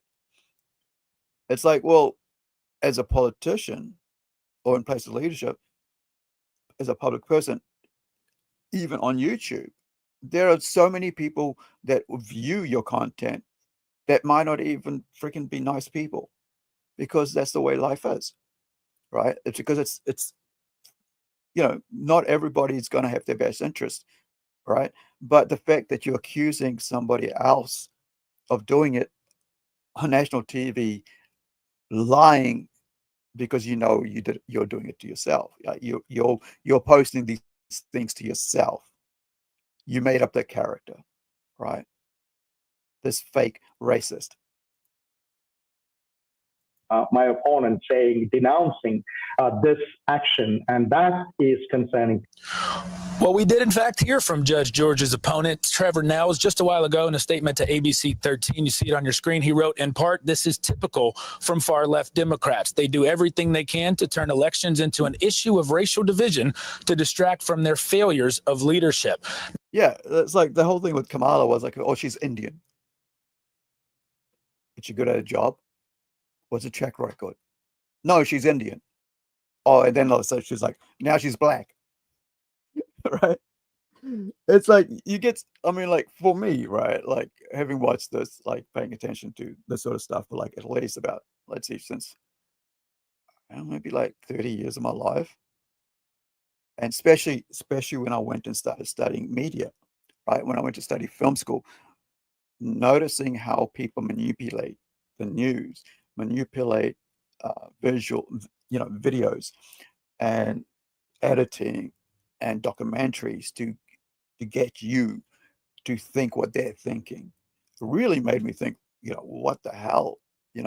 How did I not know? How did I not see through this before? And that's because, not every one of us gets a chance to study, or have the time to study behind what the media is doing and what is the motive, right? When they turn opinion into news, right?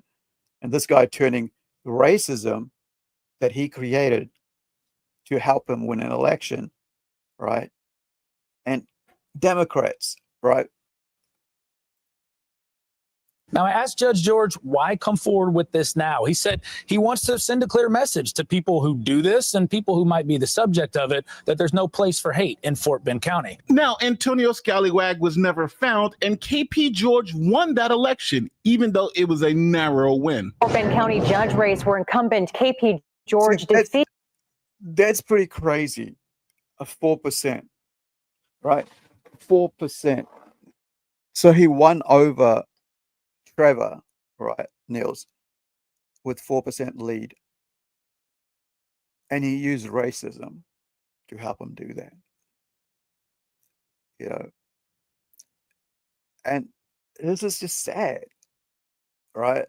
You got like 800,000 people being lied to, over 800,000 people being lied to by this Indian dude who's a migrant, right? Being, using his race, his skin color, his accent, right, to convince people that he's had has had racist attacks on him by Trevor and Trevor's supporters, and so he gets in. Defeated Republican challenger Trevor Nels. It was a narrow race, and George says that he is thankful for the public's choice. The residents of Fort Bend County spoke. The same public he lied to. And the end of the day, that's the most powerful institution.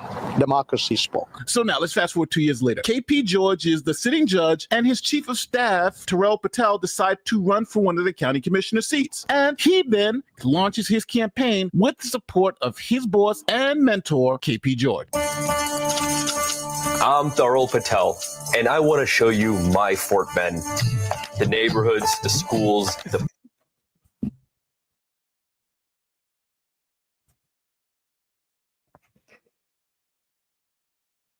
It's the music, man.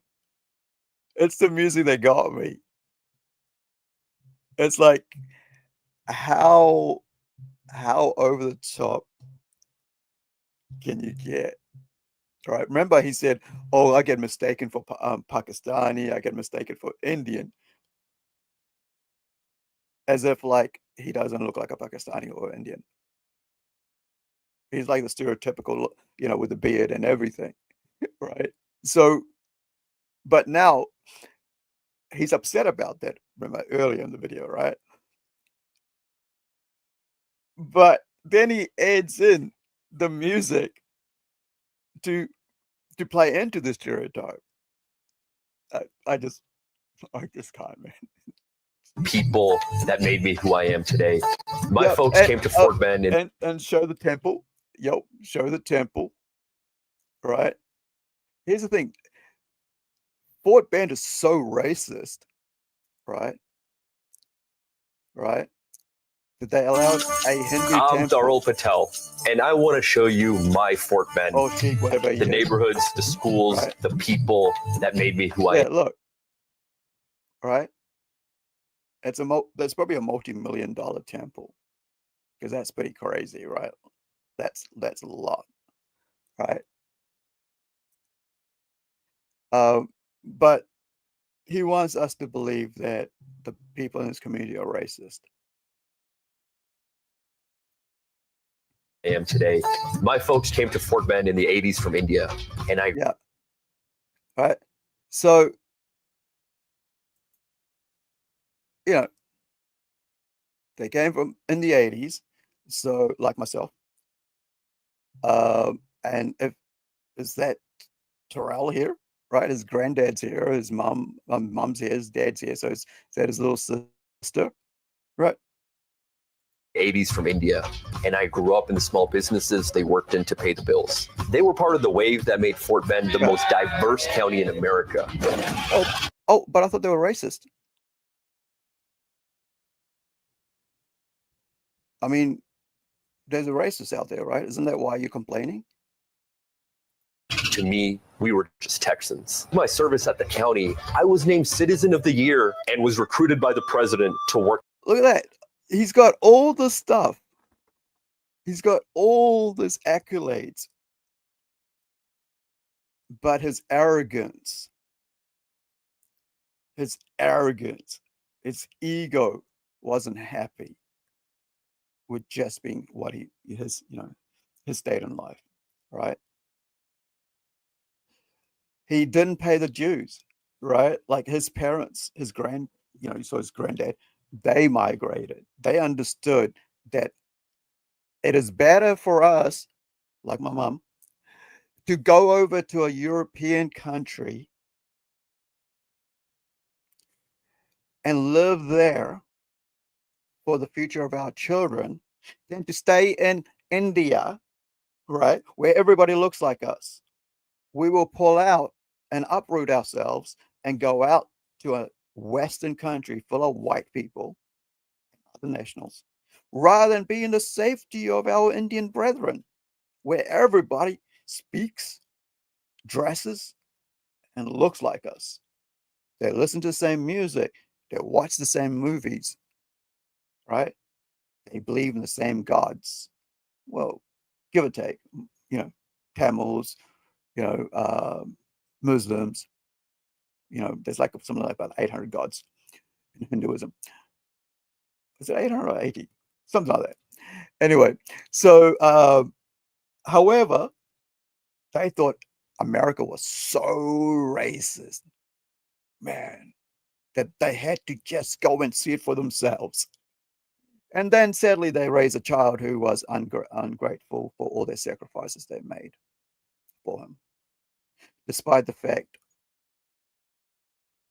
this child that got Western education, that got Western friends, that got Western lifestyle, because if you look at India, unless you're rich, you ain't nobody, and you live in slums or lower socioeconomic economy, right? Or you live because you're trapped by a caste system, right? So a lot of times, parents will save up all they can to migrate out of the caste system, out of India, like my forebears did, so that their future children, right, generations and generations of them, could be free to live their lives outside of a enslavement type thing called the caste system. That is in India, a class system where, like, if you're lower, you're nothing, and then if you slowly, you can't. Some of them, it's a miracle if you can work yourself out of it, right? Because that's why a lot of people from India choose to run away from it, right? Basically, turning their backs on Indian culture or that caste system to go over to elsewhere in the West where they don't have it. And if I remember right, let me just check. Yeah, I have a video about that soon as well, about the caste system after this. For the White House. Now, during his campaign for county commissioner, something very interesting happened. Wait, let me go back and look at his team or people he's around there, right? During his look at multinational, right? Multi-ethnic, right? But our racist there, he reckons, you know, they're racist towards him specifically. And his boss is right there. Look, who's around him? White people. Right? Is also black American, sorry, my bad. You know, and also here, right?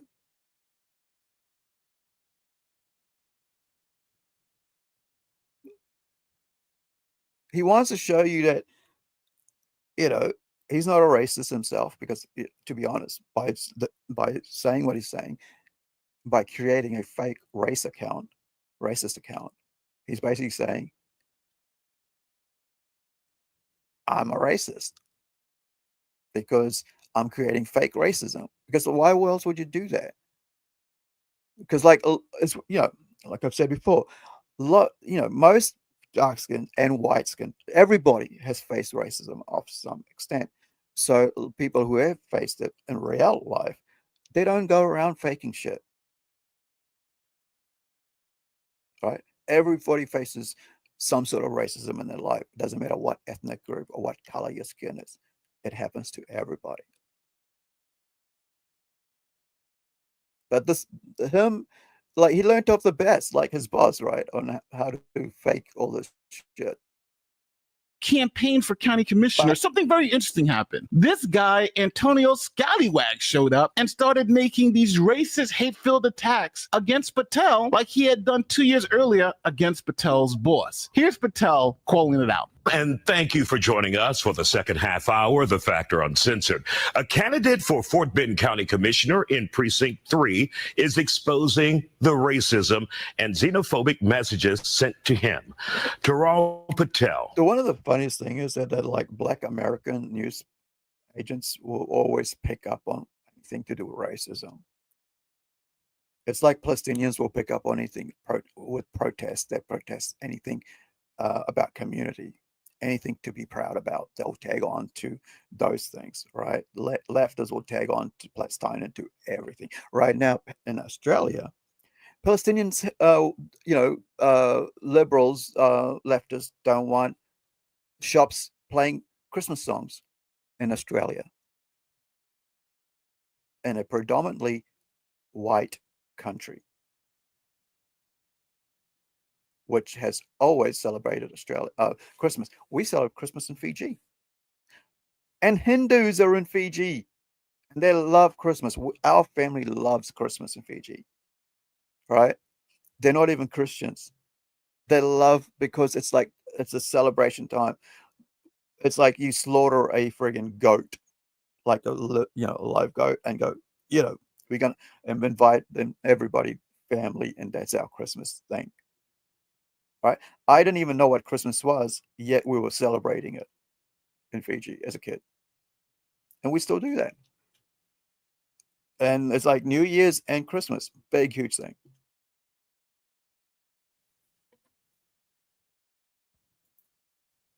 Posted them online. The worst saying, we don't need more Negroid humans.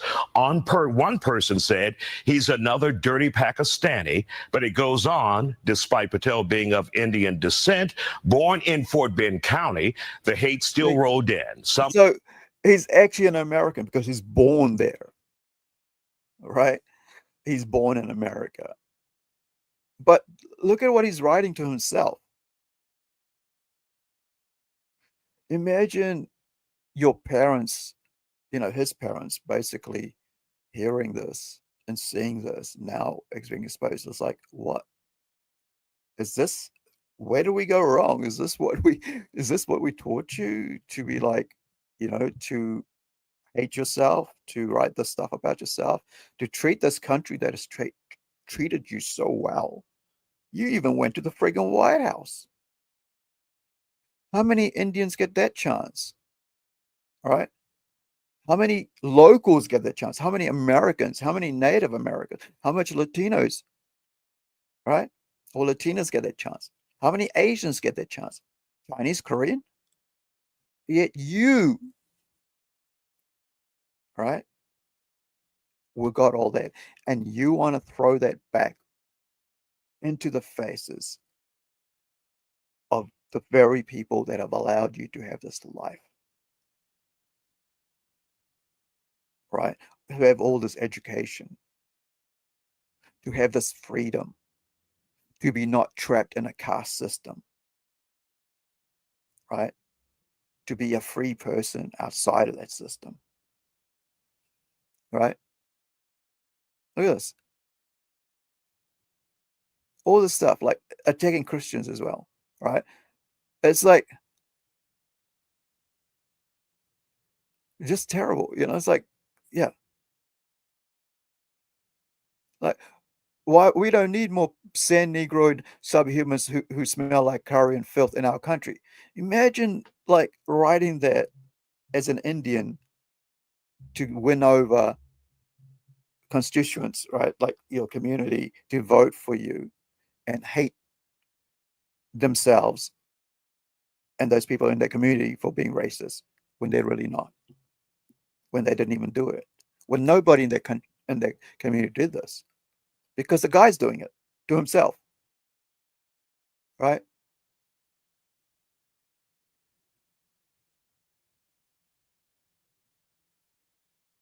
Right.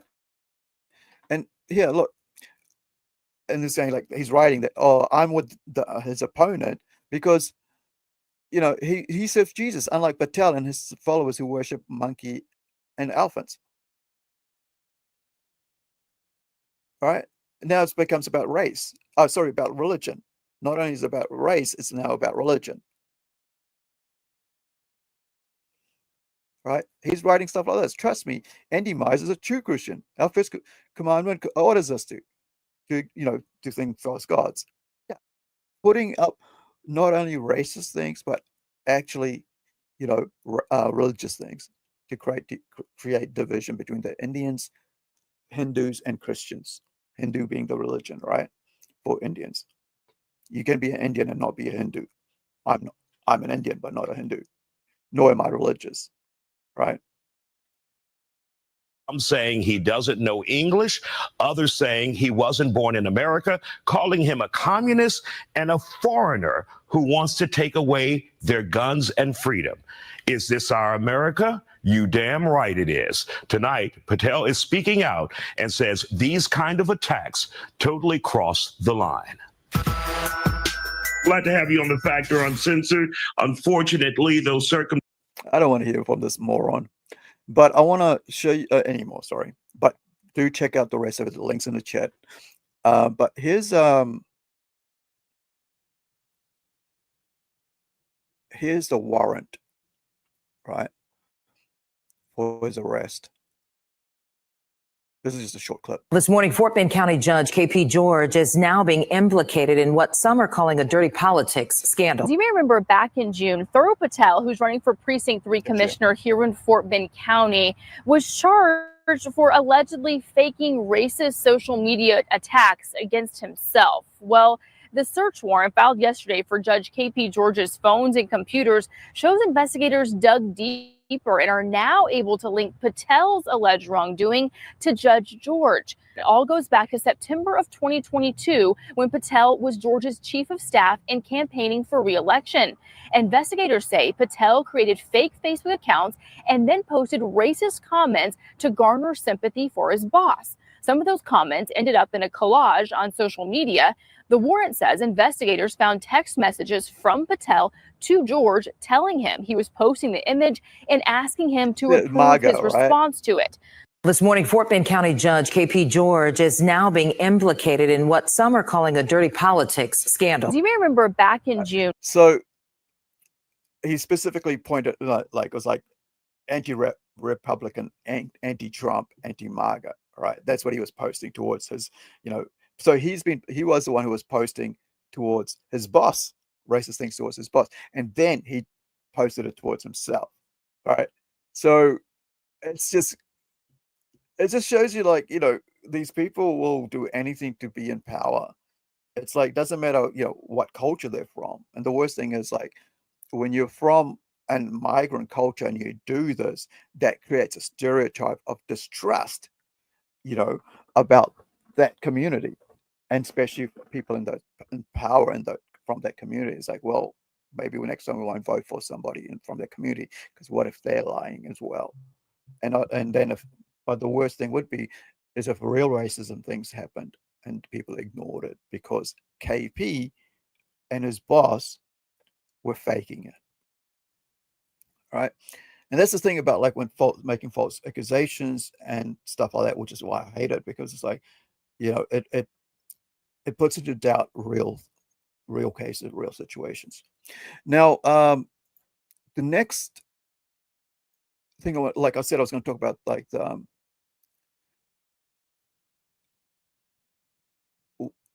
so here's the thing about like what people want, right? In regards to when people create fake, let me quickly grab that before it goes off on me.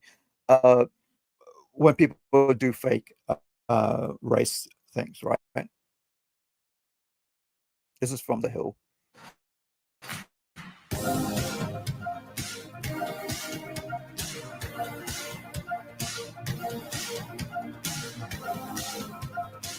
Welcome back. Joining us today is Democratic pollster and managing director at Democracy Corps, Nancy Zunkowitz.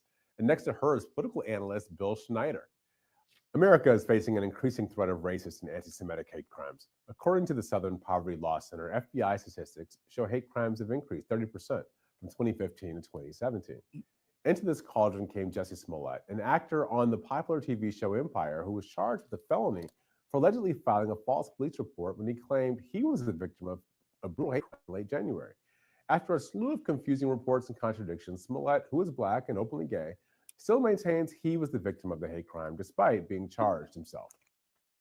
Things are still playing out, but we wanted to know what America's thinking about hate crimes generally and who should be punished. Our exclusive daily poll from The Hill and Harris X asks, if a person fakes a hate crime and files a provably false report with the police, what type of penalty should they face? Let's take a look.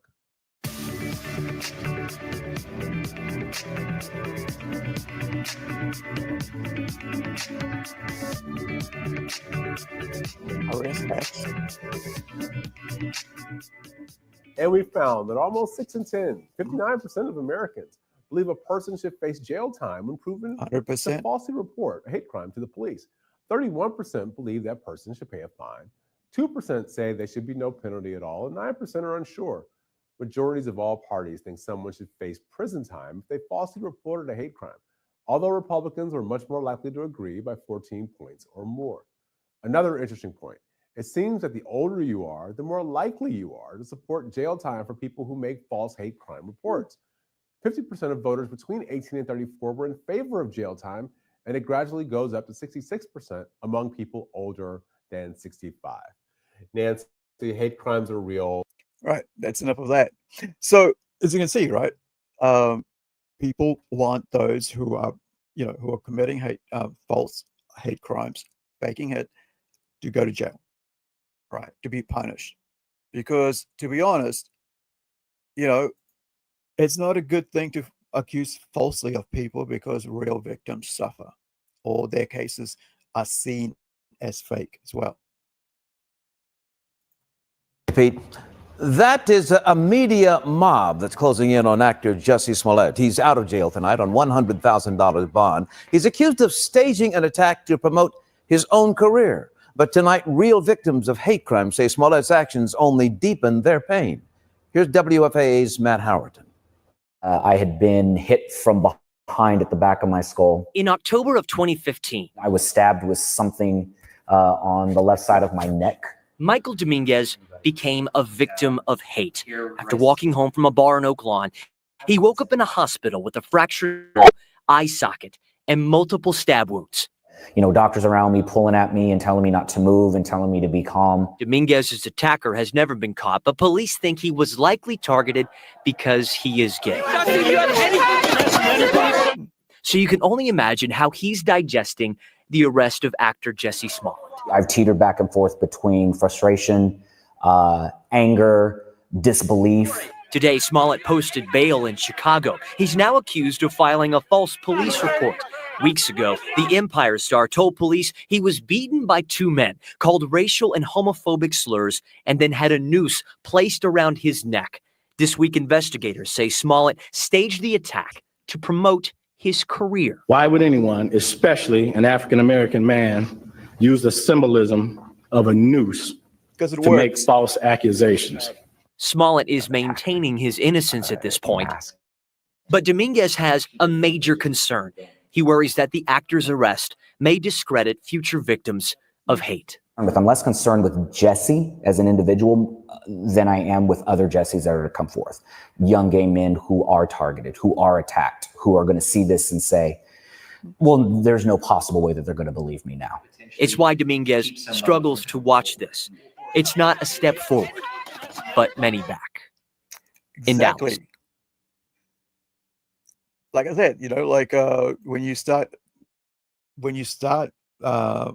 playing and using race as a political tool, there are real victims who are actually, harmed, and who actually won't get their, case heard, or will be accused of falsifying it. And this is like, when we're talking about like the, the whole what was it, the case study, or the 50-year case study, or 70-year case study into news on abuse and care a couple streams back. A lot of people just went silent. They wouldn't speak because people would accuse them of lying, because there were people lying about being abused. And so, you see it and go, well, if I say something, they'll say, well, you're lying. You're just faking it because you want notoriety or something. It's like nobody who's actually been really abused was going to be out there going, yeah, look, this is what happened to me. And it's not a light matter, and for real victims, right? It's nothing to joke about. So I said I was going to talk about caste system. So I'm going to do a really quick thing. It's like, this is called where are you? Has India's caste system migrated to the US?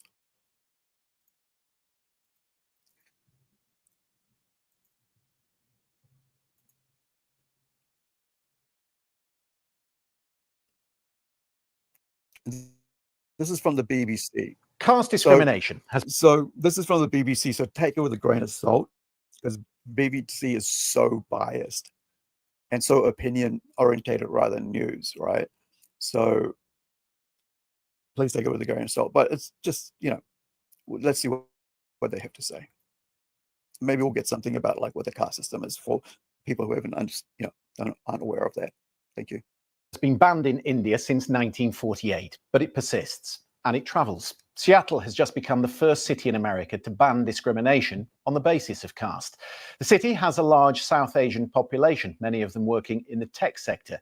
But supporters of the bill say the caste system is still being used in the United States to discriminate within the workplace, within housing, retail, sometimes in public places. In the future, it will be identified in its own class, alongside race, religion, and gender identity. Caste goes back some 3,000 years. It's a very ancient form of social hierarchy that originally divides Hindus into four main categories. For centuries, it bestowed many privileges on the upper caste, while sanctioning the repression of the lower caste. But no class was more discriminated against than the Dalits, the outcasts. But was the change in the law necessary in a city where South Asians still only make up 2% of the population? Joining me to discuss is the Seattle councillor that wrote the legislation, Sharma Sawant. Very welcome to the programme. Thank you for being with us. You obviously have your own Indian heritage. Have you ever witnessed this kind of discrimination firsthand? I've definitely witnessed it in India where I was growing up, and in Seattle and in the United States as a whole. We've had hundreds of oppressed caste workers, as you said, specifically in the tech sector, publicly testify to the city council and talk to me as in my capacity as council member, that an elected representative, working people, that this is happening. And in fact, statistical studies are now recognizing that caste discrimination in the workplace and in other situations has become pervasive and has become a serious issue in the US. Has the Indian diaspora in the city responded to the legislation that you sponsored? Because very often you find around the world when this is brought up that Hindus who are politically active aren't particularly supportive of it. As a matter of fact, we wouldn't have won this legislation in the first place without having built a fighting movement that successfully united an overwhelming component of the South Asian community in the Seattle region, not just inside Seattle. And in fact, we had solidarity from South Asian activists across the nation in the United States. And also we had people come in from Vancouver, BC, Canada, to support us, and South Asians from there as well. And the reason we were successful was because we obviously united. That seems pretty weird, right? To have non-Americans coming into America from Canada to influence the local legislature. I'm not sure how legal that is. I mean, I can understand just being there and supporting them, hey, yeah. But it seems like it could be almost like interference, right? When she says South Asian, she kind of means like Sri Lanka and so on, like the lower part of India, right? And it's sometimes like there's a like North Indian and South Indian, so northern regions of India, and then southern Indians, more like Tamils and Sri Lankans. This language is very different. Oppressed caste community members and workers, but alongside them we also brought dominant caste Hindus like myself, and who don't personally experience caste discrimination but want to fight for a society free of caste oppression. We brought Hindus and Sikh and Muslims as well, and we brought unions. The Alphabet Workers Union, for example, which represents Google workers, was in solidarity with us for this ordinance. And who was against it? Of course, not surprisingly, the Hindu right wing, the far right that is very closely aligned with the Modi regime in India, was opposed to it, but that was no surprise. Just very quickly, why was the legislation that was already on the statute book not enough? Discrimination on race has been there for a long time. Why couldn't that have covered it? Because the fact is that the oppressed caste peoples experience a very specific kind of discrimination, and that is manifested itself not. One thing that's interesting is, like, if you're living overseas, how the hell does somebody know that you're from a Dalit caste, right? Or from the thing, unless you yourself tell people that's what you're from, or people in your community find out that that's where you're from, and that's the caste system that you're from. It's kind of weird. Like, I mean, this is the first time I've actually heard about this, right? About them, these hierarchy. Because, like, for me, I'm like, normally we're not really around other Indian exterior communities. We're just around our own families. I know with my family, we're my extended family, we're involved in a charity that is that we basically created ourselves to help our community back home. So we put on, like, events, festivals, like special things, events we'll go to raise funds at, by cooking food, just like, whatever you can, do. Face painting. I remember I was face painting kids and all that. We just, like, for a couple of bucks, and we just go, thank you, and just, it just goes into the into the kitty to go back to Fiji to help the poor, right, get educated, pay their school fees, buy them tools, like by tools I mean like actual for fixing cars and stuff, so they could go to school, and we'll send them a $5,000 whatever big huge metal cabinet full of everything, and go, this is for the for the metal workers to learn engineering at the school. So this is sort of helping them, those kids in that age, to learn how to fix cars or whatever else, machinery, so that they could later in life have some skills, right? And so, and not only that, but kindergarten as well, making sure that there's little, nurseries or whatever they are. There's play, what do you call, like swings and like stuff like that, playground, equipment, so they could actually, even at a young age, they could actually have really cool, you know, play areas, so they could actually feel free and enjoy themselves as young children, right? And then, of course, as they go to education, then they get the equipment they need for education.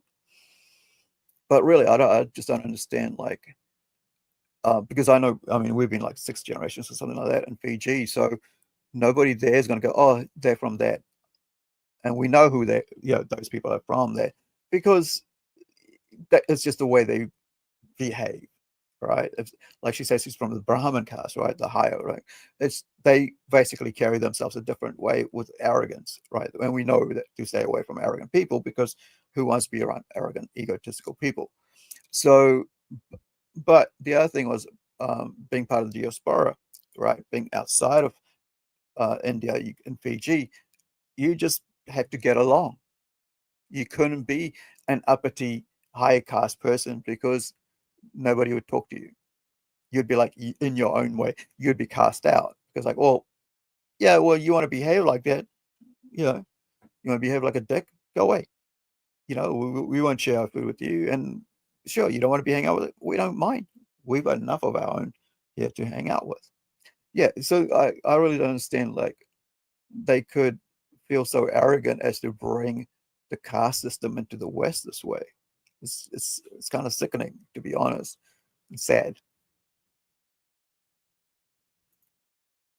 Not in the form of race. I mean, just to give you a concrete example, what does caste discrimination in the workplace look like? If you're a tech worker, say at Amazon, which is headquartered in Seattle, and you are an oppressed caste South Asian worker, and your bosses are dominant, so you're South Asian, but your bosses are also South Asian, but they are from the dominant caste, and the discrimination you experience, being denied raises or promotions, or being excluded from meetings, or being made the target of derogatory remarks or slurs, being made to suffer daily indignities. If that is happening in a way that the people who are perpetrating that against you are also from the same, have the same race as you, then it becomes very complicated in the courts. And that is why, this is such a major victory that Seattle has become the first ever jurisdiction, globally outside South Asia, to recognize caste as a specific form of discrimination.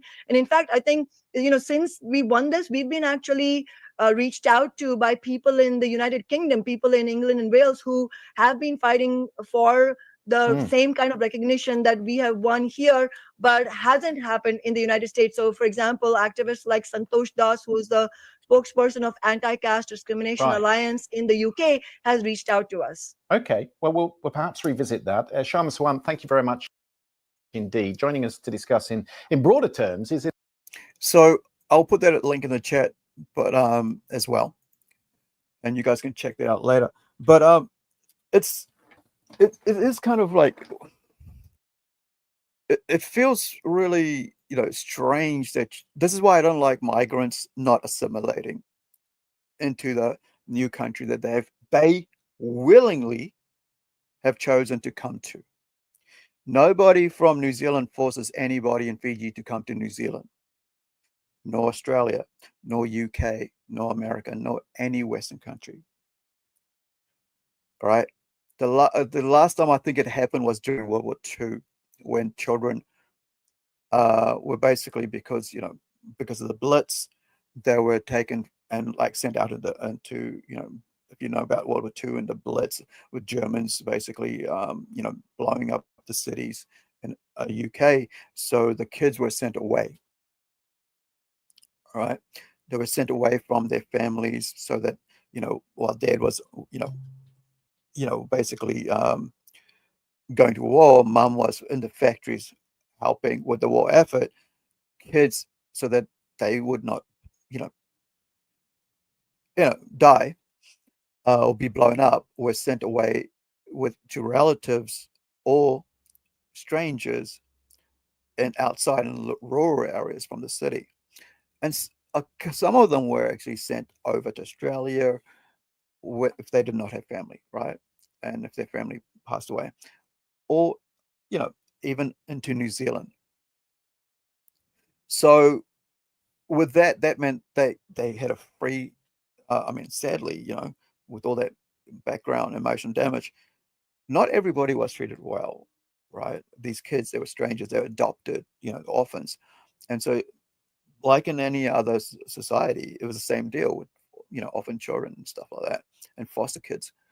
But what I find interesting about the whole thing with the caste system is like, if you're leaving your arrogant, I'm not arrogant, just say, if you're willingly leaving behind your country, you should also leave behind the attitudes of that country if it does not line up with the new country you're going to.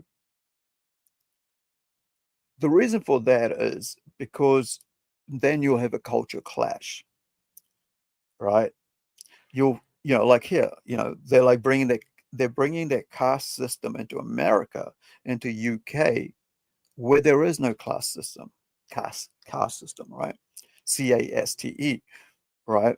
That puts people into little boxes, you know, that they are not allowed to get out of, because that's what it is, right?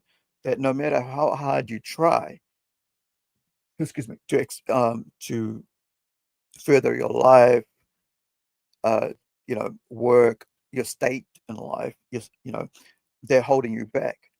And I find it arrogant of migrants to bring that across from their, you know, their old country into the new country they have chosen themselves willingly to come to, right?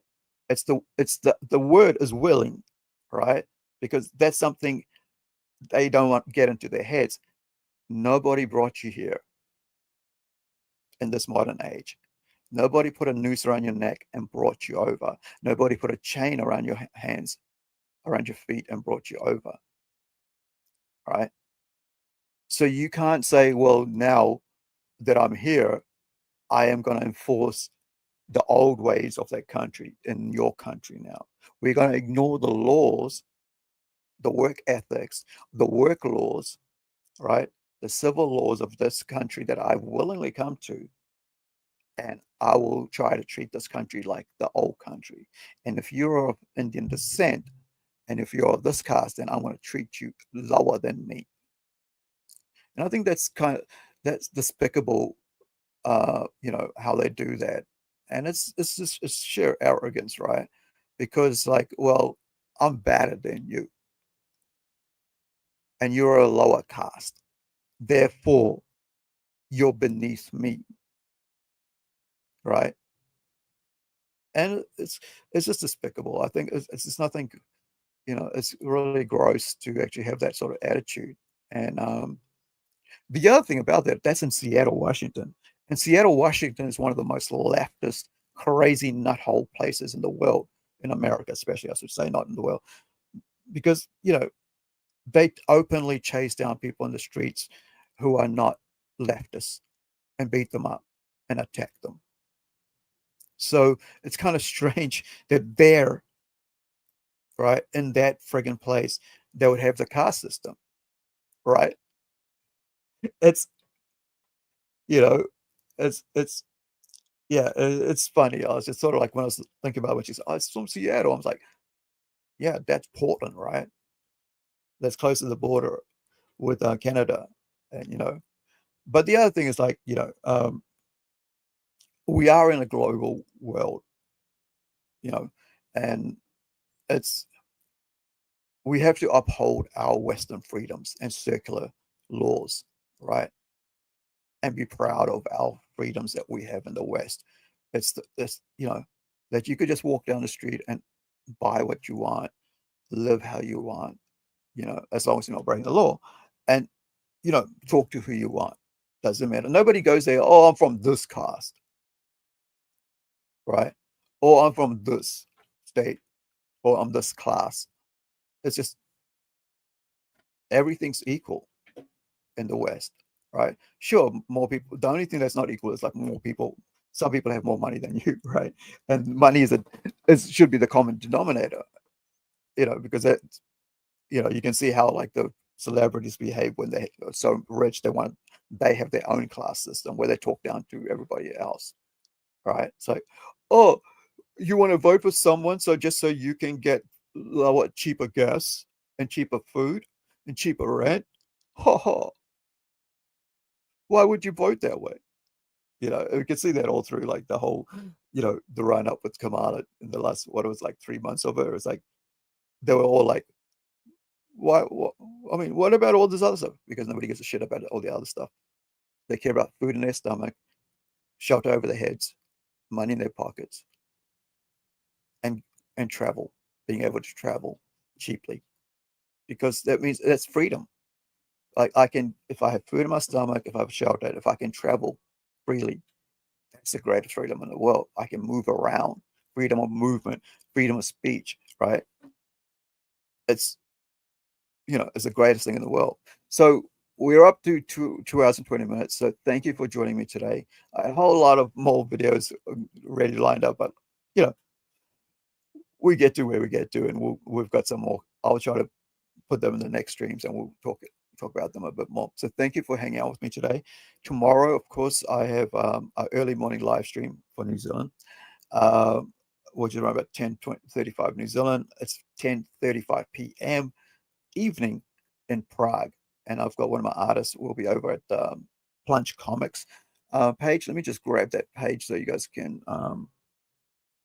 get the link to it. And please also, if you can, subscribe to that channel so we can, you know, so you can see what we're doing over there with our comics and stuff. And you know, it'll be great to have you there. We're slowly, both these channels are slowly growing, but I mean, you know, I decided to separate the two because that way we're not mixing politics with art in that sense, right? With our business sense, with what we're creating there. So this is us there. So thank you for joining me. Oh, by the way, this is a Captain America hat. I was like legend on there, so it's a Captain America hat, right? So all the best to wherever you are, guys, today. And have an amazing day, evening, night, morning. I hope you have an amazing week. If we don't see you next time, and also be well. You know, it's learn more, research, whatever. Just don't take everything at face value. Don't even take it what I say at face value, right? Because I have my own narrative. So, you know, judge me as well for what I say, because I think we need to be wiser to what's being said to us and what's being told to us, even by people like me. All right. So thank you. We'll catch you next time. Ka kite ano, which is Maori for see you later or bye. Right. So ka kite ano. Be well, guys. Catch you next time.